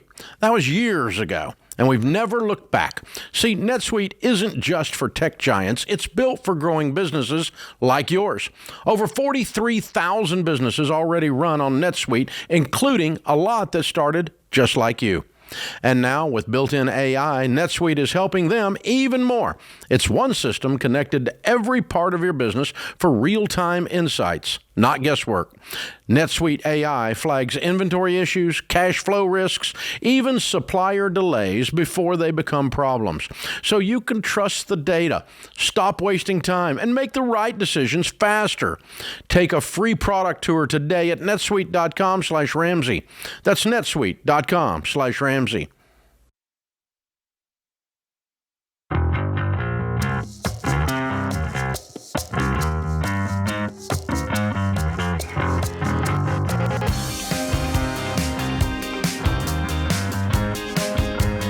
All right, today's question of the day is brought to you by Y-Refi. Defaulted private student loans do not fix themselves, but they can be fixed. Y-Refi helps you by refinancing defaulted private student loans into a low fixed rate payment that fits your budget so you can clean up the mess and move forward with a plan. Visit yrefy.com/Ramsey. That's yrefy.com/Ramsey. It may not be available in all states. Today's question comes from Colin in Georgia. My wife and I recently started the baby steps and are quickly paying off debt. We purchased a home 2 years ago with a 30-year mortgage. Once we pay off our debts, should we refinance ourselves to a 15-year mortgage? The mortgage is currently 25% of our take-home. We can put extra money towards the mortgage once we get past baby step 3. What would you suggest? This would be a more information needed situation. I agree. Because it's not that simple. Now, we love for people to get the 15-year mortgage, but if you're already in a 30, it's not a, yes, go do this today. You got to look at the interest rates and how much the refinance is going to cost you to find out how quickly you would break even. So if you would break even on this loan in 6 months, then sure, go for it. But if it's going to take a while to break even because of the current rates and the rate you currently have, it's okay to keep the 30 that you got and just pay extra like it's a 15, or even better, like it's a 5 or 10, and just get out of that thing as soon as you can. But if you want to crunch the numbers, call up our friends at Churchill Mortgage. They'll be happy to run the numbers for you to tell you honestly, does this make sense for you right now? Yeah, love that. Good advice there. Thanks for the question. All right, we're going to go to Jesus in Dallas. And looks like our notes telling me that he's got a gigantic car payment, George. It might give you a little indigestion. So I've got the fake Tums over here ready to go. So let's see how we can help out there. Jesus, tell us what your question is today. Hello, good afternoon, guys. Happy to be speaking to you guys this afternoon. My only question is, well, I have other questions if we have time for it, but my main question is, how can I get out of the car loan that I have? It's $34,000 in total. My monthly payment is $830 a month, and I recently got it evaluated for $14,750, and my bank is Navy Federal Credit Union, and I basically asked them if I could get a loan for the remaining balance so I can sell it, and they denied me. So I was kind of left at a loss. I don't know what to do next. And they're the ones that are holding the loan? No. Okay. No. Yeah. All right. So you said you got it evaluated. What do you mean by that? Who told you the car is worth 14? Kelly Blue Book. I haven't taken it to like any place where they physically looked at it, but I put all the details. But you're saying the private party value was $14,750. Yeah, if that's a good number to basically trust Kelly Blue Book. Then I was just making sure it wasn't the trade-in value, which is always going to be much lower. No. Okay. Yeah. So you are $20,000 underwater. What other debt do you have? I have no other debt. I've been listening to you guys for close to a year now, and I managed to pay off my credit cards. I just have this car loan now. Good. What do you make? $77,000 a year, and I'm a diesel mechanic, so my monthly changes is either under or higher. Okay. But that's what my salary is. Do you have options for not just regular overtime with your company, but freelancing, if you will, given your unique skills? I, definitely thought about it, but I have not explored it because I'm like so invested into where I work. I just work so much over here, and well, how much? How much is a lot? Like 55 to 60 hours. 60 hours would be like an extreme, but normally 50 hours. How much were you putting away towards the credit cards while you were paying them off? What was the most amount out of your monthly budget that you were putting on that debt? On the credit cards? Yeah. I kind of wasn't putting. I was just doing the snowball, and when at the end of the month, so the way I do it, I save to pay off the month first, and then anything extra I put towards the cards. And I just did that. Anything extra I had, I just throw it at the cards. So so what was the average amount extra that you had to throw at debt per month? At 1,000, 2,000, 13? 1,300 at the end of the month. Yeah. Okay. Could you do more today now that those payments are gone? Yeah, of course. I could not that much more, maybe like 1,500, 1,600 a month. Great. So here's your options. Number one, you get a loan for the difference, which you've tried one place, they said no. You can always try a different place. The other option is saving the difference in cash in order to clear the title and sell it. Now, you still need more money to then go buy a different car, right? That's your only vehicle? Yeah. Well, I bought my fiance a cash car here recently, like a week ago. Why'd you buy her a car? Because I'm in the reserves military, and I do a lot of driving. And when I'm away, she has no way of getting to work. And also, an important part of information is we're expecting a baby girl. Oh wow! Congrats. Thank you. So for the expected days that I'm supposed to leave, I leave like 5 days. At a given time. Okay. So do you need two cars right now, or could you survive as a one-car family? We can survive. We've been doing one car since we've known each other. Okay. So here's your other options and what I'll suggest. You can either save up the $20K real fast, aggressively. Like, let's say if you can save up $2K a month, we got the $20K in 10 months to get rid of this. Or you just pay the car off aggressively and keep it. Now, it's a lot of your world, but you've rolled over negative equity, so it's not a true picture. Because generally we say don't let your, the total amount of vehicles, things with motors and wheels, add up to more than half of your annual income. And with her cash car, you're probably there, or a little bit over. Mm-hmm. But that's your other option. If you want to keep it, you pay it off aggressively. That's $34,000. If you can put, $1,600 a month, it's going to take a while, but you could do it. But because you only need one car, I like the plan of you throwing $2,000 or $3,000 a month of this thing and being done before the end of the year to get rid of it. Right. To get out from under this loan. Good idea and everything, but But what? But given that our baby girl's coming here late April, early May, I'm doing the stork mode. Got it. So you're stacking up cash. Okay. How much do you have saved right now? I have about $3,500 right now, and I expect to have like 7,000 by the time she's born. Okay. When are you guys getting married so that we can put those incomes together? So, we would love to get married immediately, but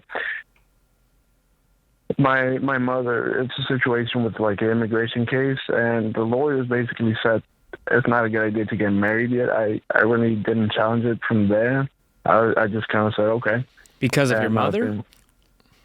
Because of I'm in an immigration case with her. I'm trying to get her her residency, I believe, or citizenship. But what does that have to do with you two getting married? Well, I guess I don't know because I never challenged that statement. I didn't ask why can't we. You know? Well, I'll give you the math on it. Let's say you save up, baby's home and healthy. That gives you a pile of cash you can throw at the debt. Within 6 months after that, you could have the $20,000 saved to cover the difference for the loan and then sell it and clear the title. And then you go down to one car, and then whatever future money, now we're saving up to get a second car if you need one, or we're just stacking up the emergency fund if you're out of debt at that point. Okay. But there's no shortcuts here. Do not go further into debt. The only reason I tell you to take out a loan from a credit union is if you can go down in debt and then get out of that aggressively. Yeah, George, I'm wondering why, and I did not hear you recommend this, why not have a third option where he sells the car and gets the max he can get for it, because it's going down in value. Yeah. If they can truly survive off of one car, which is her cash car, why not sell it? Well, because when you're underwater, you don't have a clean title. And so without a clean title, he's not going to be able to hand that title over to the person buying it. There you go. And so there's a lien against the vehicle with the lender. And so to clear that, you got to go to the bank, have the money, the difference. It's not as clean as it sounds. To pay off the loan. Yeah, so it's a process. And that's the problem. You can't be underwater on a car you pay cash for. And it's one of the best reasons to never go into debt for a car on top of many others.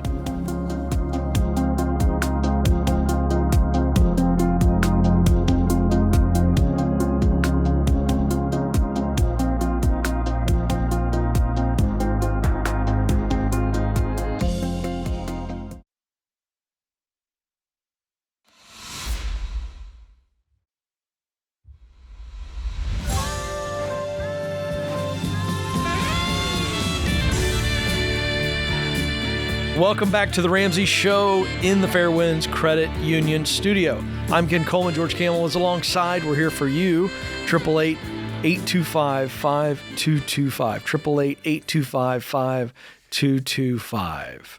All right, let's go to Ryan in Salt Lake City. Ryan, how can we help today?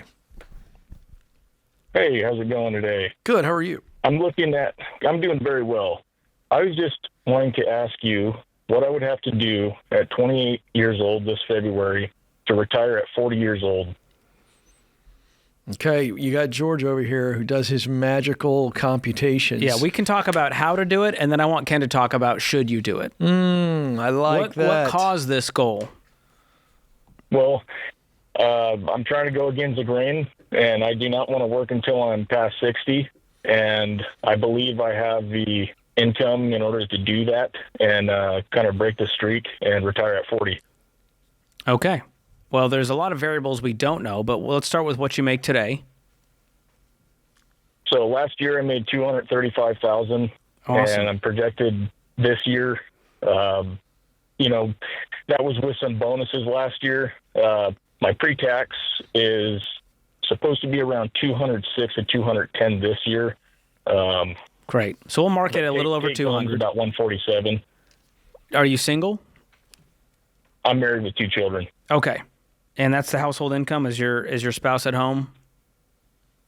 She runs our company that we opened a few years ago. She does consulting for construction companies, but that's her thing. I got out of the company when I went from 1099 to being a W-2 employee. Okay, so is that additional income or is that part of the 235? That's not including my income. Okay. She's part-time and doesn't she'll maybe get 10 hours a week or so, but I'm not factoring that in. All right. So what is do you have a goal in mind of how much you need to have saved in order to accomplish this? To be work optional? I'd like to have at least $7,000 coming in a month, $7,000 to $9,000 for retirement every single month. Okay. So you're probably looking at, at least $1.5 million or something sitting in an account that's invested, heavily in equities and stocks. And so do you have anything saved right now or invested? I have $5,000 in Schwab and $15,000 in savings, and my checking account usually floats around $8,000. I just got myself out of a ton of debt. So right now is my time to kind of start the investment process in order to do the retirement. Okay. And I have 2 loans that I'm still working on. Okay, so let's walk through the process that I would personally walk through if this was my goal, which would be to pay off all of my debt, and that means liquidating most of the savings to do that, to speed this up, getting a fully funded emergency fund of 3 to 6 months, which if you're saying what's your burn rate every month right now? How much do you need to get by? Right now, $5,704.83. Okay, so let's call it $35,000 as a 6-month emergency fund for you guys. So that's your next goal. Okay. Then we need to be investing 15% for retirement because we want to take advantage of any tax-advantaged accounts we can first. And so if you've got a match, let's start there. Roth accounts, that's a great move there for tax-free growth, and then traditional accounts. Then beyond that, beyond the 15%, if you wanted to put some money away in a brokerage account, like that's what you're talking about with the Schwab account? Yes, and that's WTSX. Okay. Then if you wanted to put money there for it to grow, and you put, $50,000 a year, let's say, that would get you about 1.1 in 12 years. Okay. So you'd be a little off the mark. So then let's ratchet it up to 70. Well, that gets you to 1.6. The other factor here is your mortgage. Do you guys own? Yes, my total housing is about $28,28, and that's including the $21,23 mortgage, Wi-Fi, water, trash, and all that. Okay. What's left on the mortgage? We're at $338. Okay. I personally would attack the mortgage first before I was doing additional into the brokerage account. And you'll have time. What would that be? What's that? What would the benefit of attacking the mortgage first be rather than maybe getting rid of a car payment, which is less than the mortgage? No, you need to attack the consumer debt first.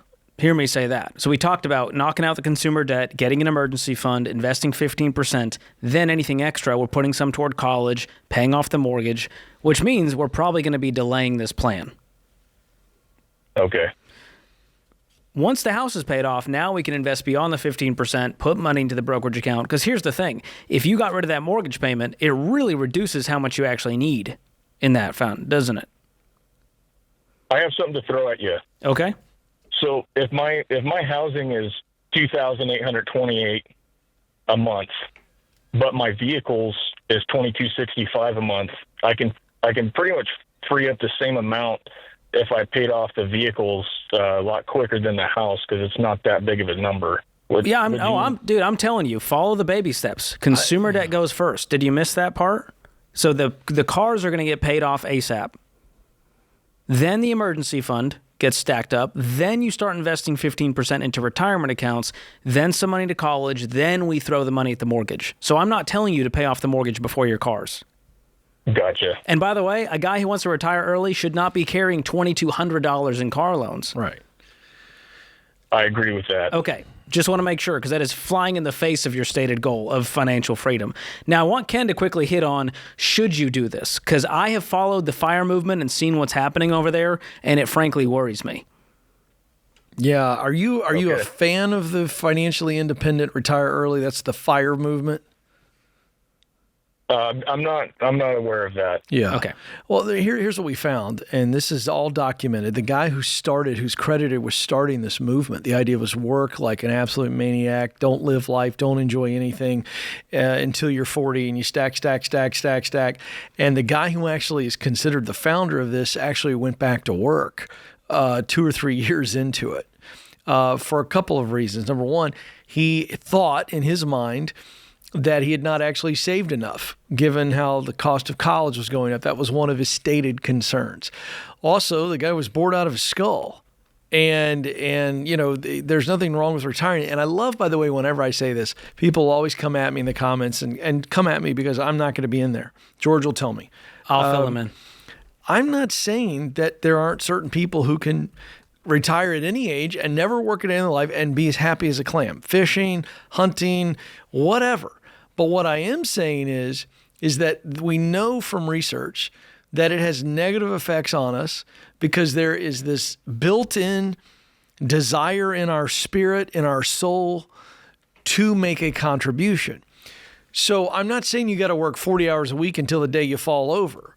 I am saying that it is proven that it is better for us mentally, emotionally, and physically to have some type of purpose outside of just play as we age. Right. So, but I will tell you, I love that you called us and threw it out there. But I got to tell you, after George ran those numbers out, you've got a ways to go. Yeah. Based on this, after you follow everything I've told you, you still have to stack a ton of cash. You still need to stack $100,000 away in that account for a decade for this to even make sense. So the reason I bring that up is not to discourage you, but to encourage you to have a more realistic goal.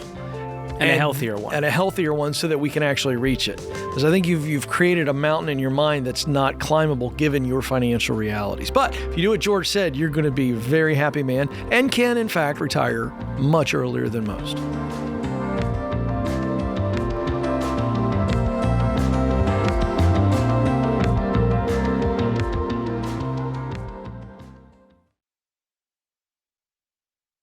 Welcome to 2026. Last year is officially in the rear view, and you're fired up to finally make some changes with your money. New year, new goals. We love it. But let's be honest. Old you said the exact same thing last January and the January before that. And before you know it, those money goals fizzle out faster than the fleeting flavor of LaCroix. So here's the truth.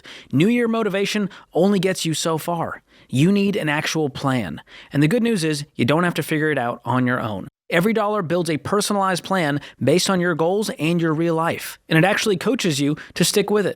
Plus, the Every Dollar app will help you find extra money hiding in your budget. And trust me, there's always something hiding. The average person finds $3,015 in the first 15 minutes. That's basically like giving yourself a raise and a much happier new year. So don't let future you down. Make them proud. Go download the Every Dollar Budget app and start for free right now.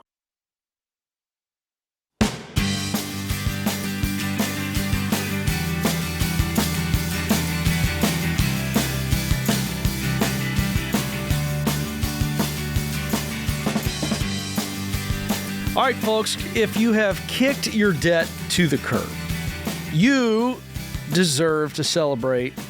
Where do they deserve to celebrate, George? Where would you recommend that somebody who beat all their debt, they got it out of their life, how would you think they might, celebrate that? I think somewhere warm, somewhere tropical, and somewhere with Dave Ramsey and the Ramsey personalities. How about the Caribbean? I'll go there. With Dave, you, me, and all the other Ramsey personalities. Take me there, want to go there. All right. It's called the Live Like No One Else Cruise. Folks, it's coming back after much popular demand. And I'm not reading from any notes here. This is a fact. Extemporaneous. Those folks loved it who went on it before. And so my, this is going to sell out way faster because now everybody knows how great it is. And I got to tell you, I'm not a cruise guy, George. Traditionally. Well, I don't like being on the boat. I like the clothes that you would wear on a boat. The attire is what you're there for. I like the boat attire, and I like the Caribbean. Well, this cruise was great, and so here we go. We're going to roll it back. I think they say run it back, not roll it back. Run it back. It's your show, Ken. March 14th through 21. March 14th through 21, 2027. That's next year if you're looking at your calendars. In the Bahamas. How about Jamaica, George? Do I want to take you? Was that my cue? It was. Okay. The Grand Cayman and Cozumel. Cabins are limited. Save up to $300 when you book by February 7th. So, hey, those of you who haven't made any plans, are you kidding me? Next March, you got cash. You want to save $300? You got to do it before February 7th. Click the link in the show notes or go to RamseySolutions.com/events to book your cabin. I am looking forward to this. I did not think it was going to be as amazing as it was. The ship was great. The people, our fans are just amazing. It was electric energy. The buffets were next level.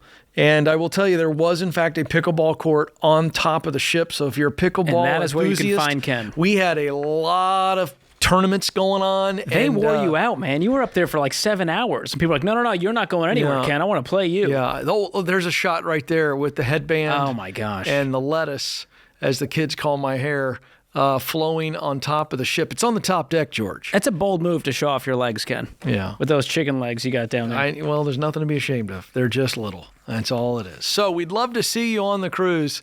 And I wear, by the way, on stage, did you like my attire? I really went with a cruise ship theme last year. All of those white pants you owned finally came in handy. Well, lots of linen. And a lot of loafers. Yeah, a lot of loafers.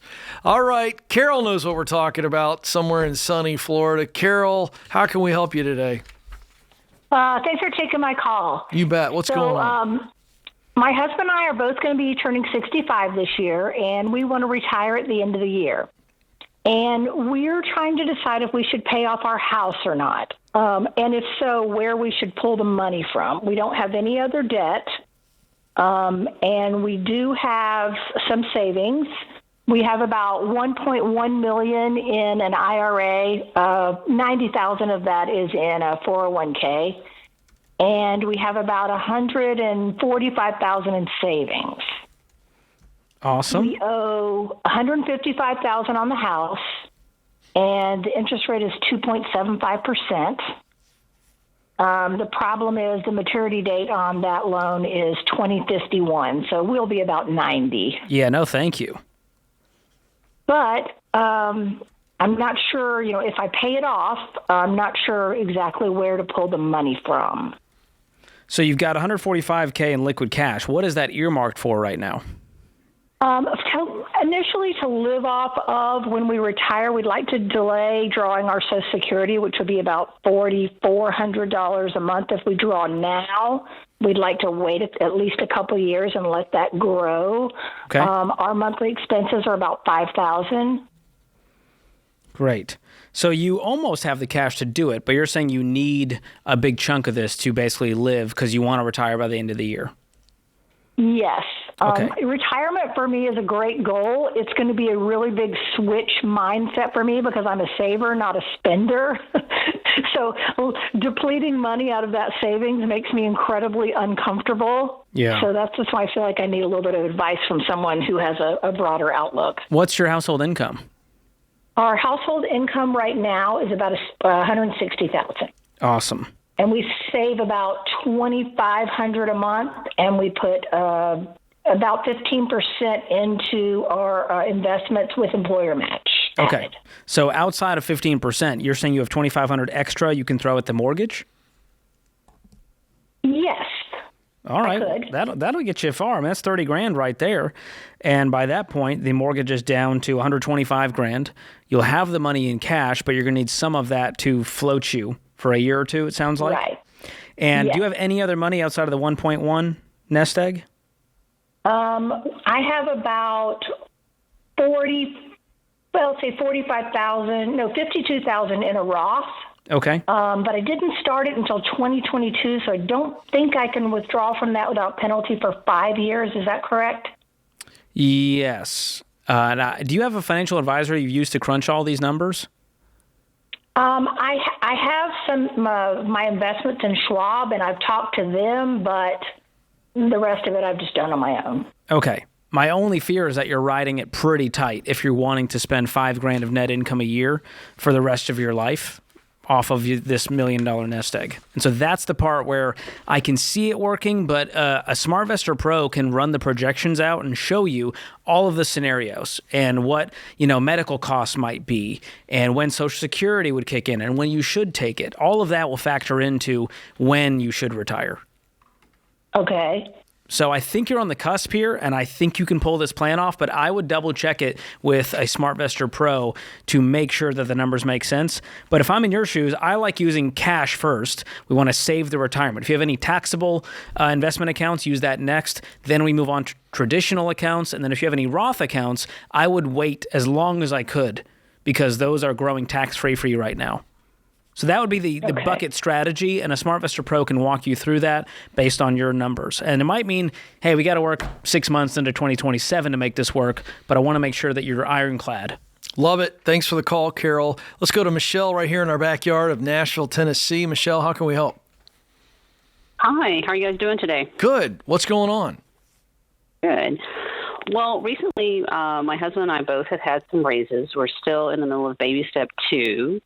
And I'll be honest, we've been doing this for a couple years now. And so just trudging along on this baby step 2 feels like it's just going on forever. But since we've got these raises, I'm wondering if I can quit my side hustle and just put this extra income towards baby step 2. What was your side hustle paying you? It's about $20,000 a year. What's your raise paying you? What's the net on the raise? About $6,500 a year. So it's not apples to apples, correct? Well, it's not, but my husband also got a big increase in pay, and his was about $40,000. Oh, okay. All right. So, yeah, I mean, you certainly can.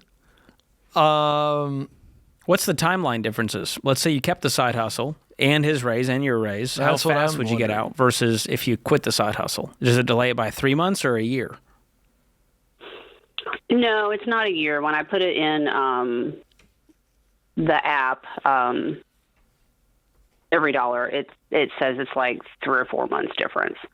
Although, like I said, I'm just tired of working, the extra job. Sure. But I certainly want to get the debt paid off too. And to be quite honest, I don't like the extra 3 or 4 months either. So, well, there's your answer. It's really not our answer. I mean, we can give you our take, but there's no right or wrong answer is really my answer. But I would lean towards, I was going to turn the question on you and you got ahead of me. And you asked your own question and answered it. You're choosing between two things that kind of suck. Yeah. Continuing the side hustle or continuing to stay in debt even longer and sacrificing in other ways and making the payments and paying the interest. Yeah. And so if you can find a second wind here and just power through and go, I hate this side hustle so much, I'm willing to work even harder, I think that will fuel this debt-free journey. I agree. You hate the side hustle, you hate the debt, but if you work 3 to 4 months more, you get rid of both of them at the same time. That's my answer. Bada bing, bada boom. And I'm sticking to it.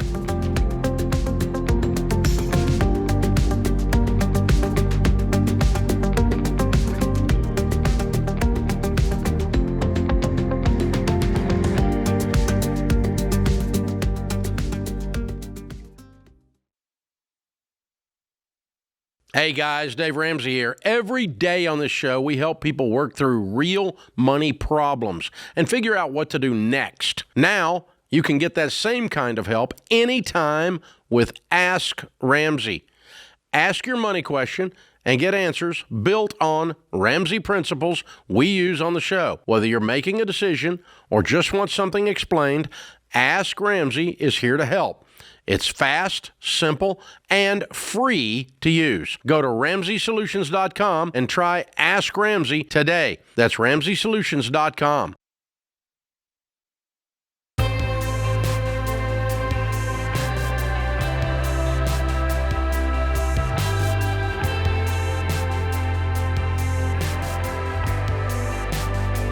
All right, it's always fun when we have friends of Dave stop by, and Dave's got lots of friends, George, as you know, and they're interesting people, and this is a special treat for us. We're really excited to be joined in studio by Andy Irwin and Bart Millard, and you're going, I think I may know those names. Well, you do. Andy Irwin, the award-winning filmmaker behind the very first film, I Can Only Imagine. Bart Millard is now... is producing this as well. I Can Only Imagine 2 is the follow-up to I Can Only Imagine. And I got to say to you guys, when I saw that this was coming out, I thought, this is a good sign. that the first movie, we know it was a big deal, but there had to be a lot of heat because I'm not a fan of sequels, George. You know, they're hard to pull off. They're hard to pull off. Unless it's Home Alone 2, you're like, all right, good luck. That's one that I thought was good, but not great. And so I'm very excited about this sequel. Guys, first of all, welcome to the studio. Welcome to the Ramsey Show. And I think it begs the question, I'm being serious. I mean, it seems scary to pull off a sequel because it's not done well. And you guys were telling us early that things look really good here. Why pull off the sequel? I was terrified. I said no over and over again. And so Bart and I have been really good friends since the first movie. And they kept bringing up this idea of, I think there might be more story to tell. So Cindy Bond, who was the original producer, was like, I think there's more story. And I was like, absolutely not, because I don't want to ruin it. It was just so magic. And there's sequels that are made that worship the original, and then they just mess it all up. And then there's Top Gun Maverick. And so the idea of reintroducing you to the world you love and taking it somewhere new. And so Cindy started talking to Bart, and then Brent McCorkle, who did Jesus Revolution with my brother, they started talking about the story of Even If, the song that so many people love every bit as much as I can imagine. And when they started walking through that, they said, you got to hear this. So they pulled me into the conversation. They walked me through the story. And it was just the second half of a whole, and it's the perfect end to a father-son story. And I was in tears by the end of it. And then Bart was like, I think this is kind of like the spiritual sequel to I Can Only Imagine. And I was like, no, this is the literal sequel. I can get that made tomorrow. And we pitched it to Lionsgate 30 seconds in. They're like, guys, we're obviously doing this movie. So for us to step into it was magic. To finish the movie and test it, we were just nervous, like, what's the audience going to think? The first I Can Only Imagine was our highest testing film we've ever had. It scored a 96 with the audience. This one scored a 97. So it's bodes exciting. Well. Hopefully. Yeah, and what you guys have done in the world of film and faith, it hasn't always been world class, and you guys have brought just such a level of quality from the stories to the acting, the craftsmanship, and so I can't wait to see this one out in theaters February 20th for everyone to see it for themselves, especially for our audience. Yeah, your audience is in for a treat. Dave and Ramsey is a part of this. Like the part of the movie was filmed on the Ramsey campus. I just found this out moments ago. Tell us what's going on, Bart. How did this happen? Because you and Dave are big buddies. Yeah, he's my stunt double, pretty much. No, man. Dave and I've been buddies for a long time. I didn't even realize that he made the movie until I saw the. So Dave Ramsey has a cameo. If you listen closely, he's got a voiceover. He's listen for a familiar voice. You will recognize it. So you're filming on campus here, and then after I learned that, I was also disappointed to find out that George and I did not make the final cut. You were too expensive. Did they even send you my audition tapes? That's the question. I don't think so. But then they named your price, and it just priced you out. So we're gonna have to work up to your level. I'll get there. But we emailed Dave and said, everybody's like, no, Dave never says yes to filming stuff like that here. And so I emailed him, and he was on y'all's cruise. And I just said, hey, Dave, be careful when you're friends with a filmmaker because we ask for stuff. And I was like, how would you feel about us filming the movie at your place? And he's like, yeah, man, it'll be fine. Talk to the guys and work it out. And I was like, and so. You picked him on a good day. He was on the cruise having a good time. It was good. He was out in the sun. He had just finished the buffet. That's why he was excited. Okay, Bart, I want to pick up where Andy left off in describing how this came about. As you were walking through more of the story, as a guy who, of course, you've been nominated, won so many awards as lead singer of Mercy Me, this is such a different space. You're used to telling stories with songs.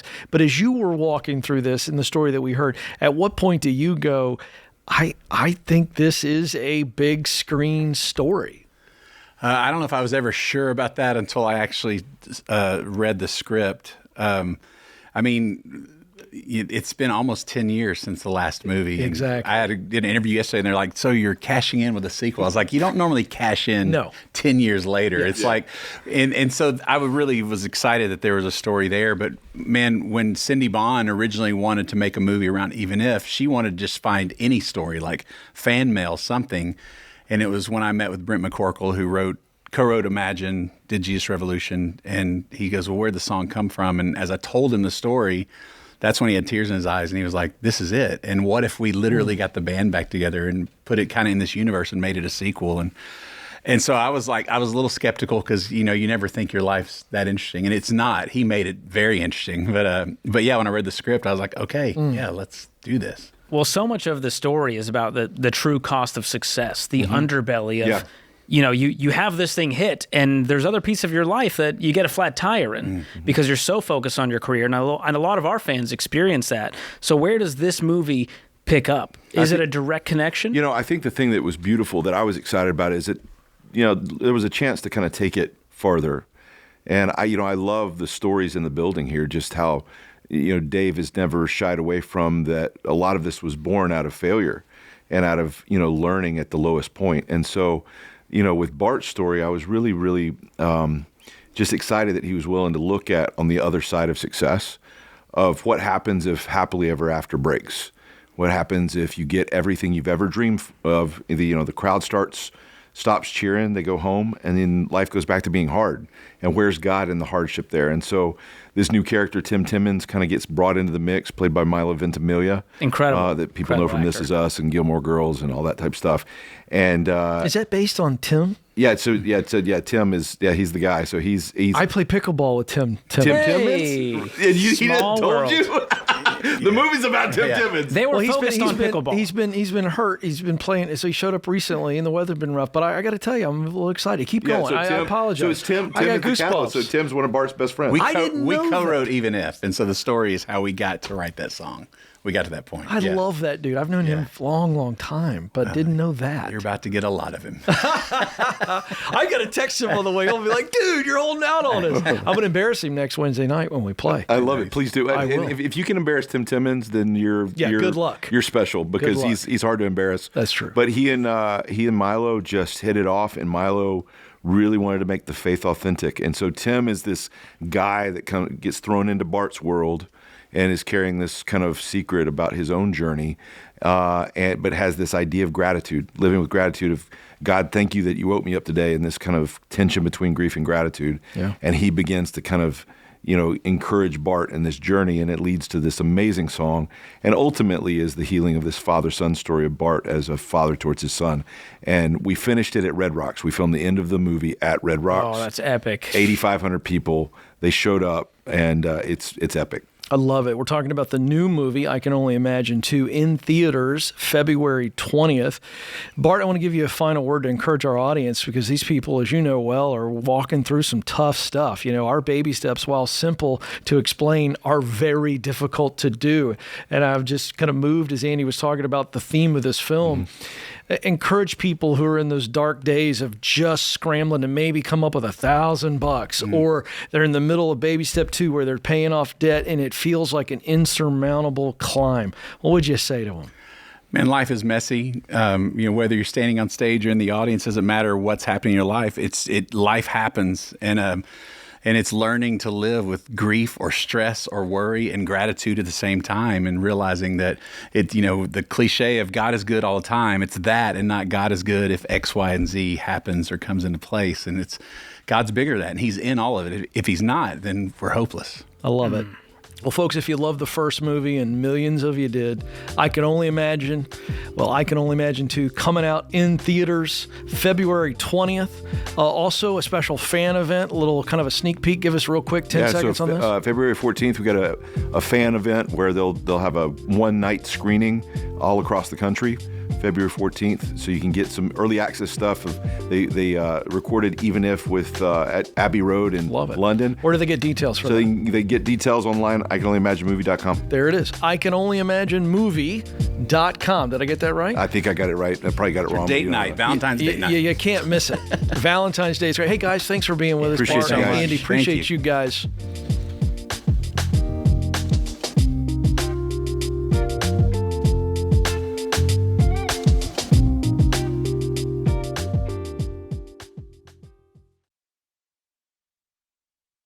You work your butt off for your money, but your money's never going to return the favor if all you do is hope for the best. If you're ready to learn how to make your money work for you, check out the SmartVestor program. SmartVestor can help you find advisors who specialize in retirement planning, charitable giving, advanced investing strategies, and more. Whatever your goals, your pro will take the time to explain your options, so you never have to invest in anything you don't understand. Head to RamseySolutions.com/SmartVestor to get connected. Ramsey Solutions is a paid, non-client promoter of participating pros. Learn more at RamseySolutions.com/SmartVestor.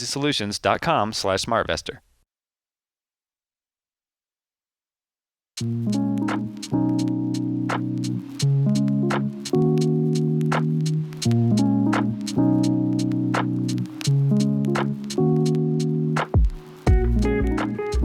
right, our scripture of the day comes from Luke 16:10. Whoever can be trusted with very little can also be trusted with much, and whoever is dishonest with very little will also be dishonest with much.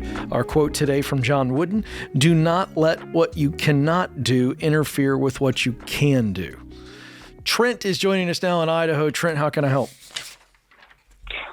Hey, George, hey, Ken. So I was calling, I had a question. So kind of got a late start on my retirement, and I'm currently in a good position building my retirement up, but I don't really have, I've got a wife and 4 kids, and we're planning on adding 2 more kids, but the small town we live in doesn't really offer experience or opportunity for our kids to grow. And I got a potential job opportunity in my company in a larger city where there is more opportunity for my kids, but we would sacrifice our 401k growth that we're building right now. Kind of wanted some advice. What do you mean sacrificing growth there? Because you said it's with your company? Yes. So currently right now, my housing, it's not, we pay like $300 a month on rent. And so we had been able to put, for the last 2 years, we've been putting 40% of each paycheck into retirement, into my 401k Roth. And so we've been able to build a lot in the last 2 years. And then, but in this small town, there's not a lot of opportunities for our kids to grow and learn things. So you're saying you'll have less money to put into retirement due to a higher cost of living? Correct. What's your pay now, and what would it be in the new city? So it would be, I'm currently getting paid around $74,000 a year, and it was put on the table, so I don't have like a set amount that I would be getting paid in the new city. It would be either equal to or maybe a little bit more than what I'm currently making. So it'd be a lateral move, but Correct. You'd have more opportunities for your family in general. A better quality of life, let's say. Yes. I'm taking that over, more in the 401k. I'm just sitting here listening and listening to the line of questioning, and I'm going, this is a no-brainer to me. What would be the doubt that you have about this? Because how, so like right now I have $165,000 in my Roth 401k, and so we've been able, that's where we're at right now, and we're saving, trying to build it up as fast as we can. But why? But I don't understand. Again, what is that the doubt? You're going to be making more money. Well, it would be, yes, because we wouldn't be putting as much into retirement, but we'd also... Yeah, but you also are going to have some type of a 401k or a Roth program with that company. Can you still invest 15% in this new area? Because that's the baby steps. Until you pay off the house, which you guys said you're renting right now? Well, currently right now we're just in we rent. We don't have no debt. So a goal anywhere. would be to own a home and then pay that house off one day while investing 15%. How old are you? Well, hold on. Let's get to that. But Trent, I'm not sure that we've landed for yourself why you have doubt about taking this better job with better opportunities for your family. Because of the opportunity that I currently have to build my retirement. That's not the reason. It's not for a 401k. What makes you so freaked out about this retirement account that you're shoving 40% of your money into it? I'd like to retire early. Yeah, but okay, let's stay there. If you take this new job, will you be making more money? Yes or no? It will be equal to, or maybe a little bit more, but it'll probably be just like a even right across. Then why are you considering it a better opportunity? Better opportunity for my kids and my family. So, like, there's... In what where way? I currently am. Give me specifics. Specifics, so, like, activities as far as, like, sporting activities, getting them involved in extracurriculars. Okay, so better quality of life. We can say that, yes? Yes. Okay, let me come back to it. Let's call this company XYZ. And I'm not totally cutting you off, George, but I feel like we're stuck here, Trent. Does company XYZ have a retirement program so that the day you come in there, you start contributing through them, just like you are now? Well, it is through my company. So they match up to 3%. And then so. Okay, this is through your current company. Correct. And it is the company I'd be going to is the same company. It's just a different location. So he's just saying he's going to have less money because it's a higher cost of living, so he can't put as much into the 401k. That's the only thing here that you're worried about. I missed that part because I thought there was an opportunity for you to grow financially in this job.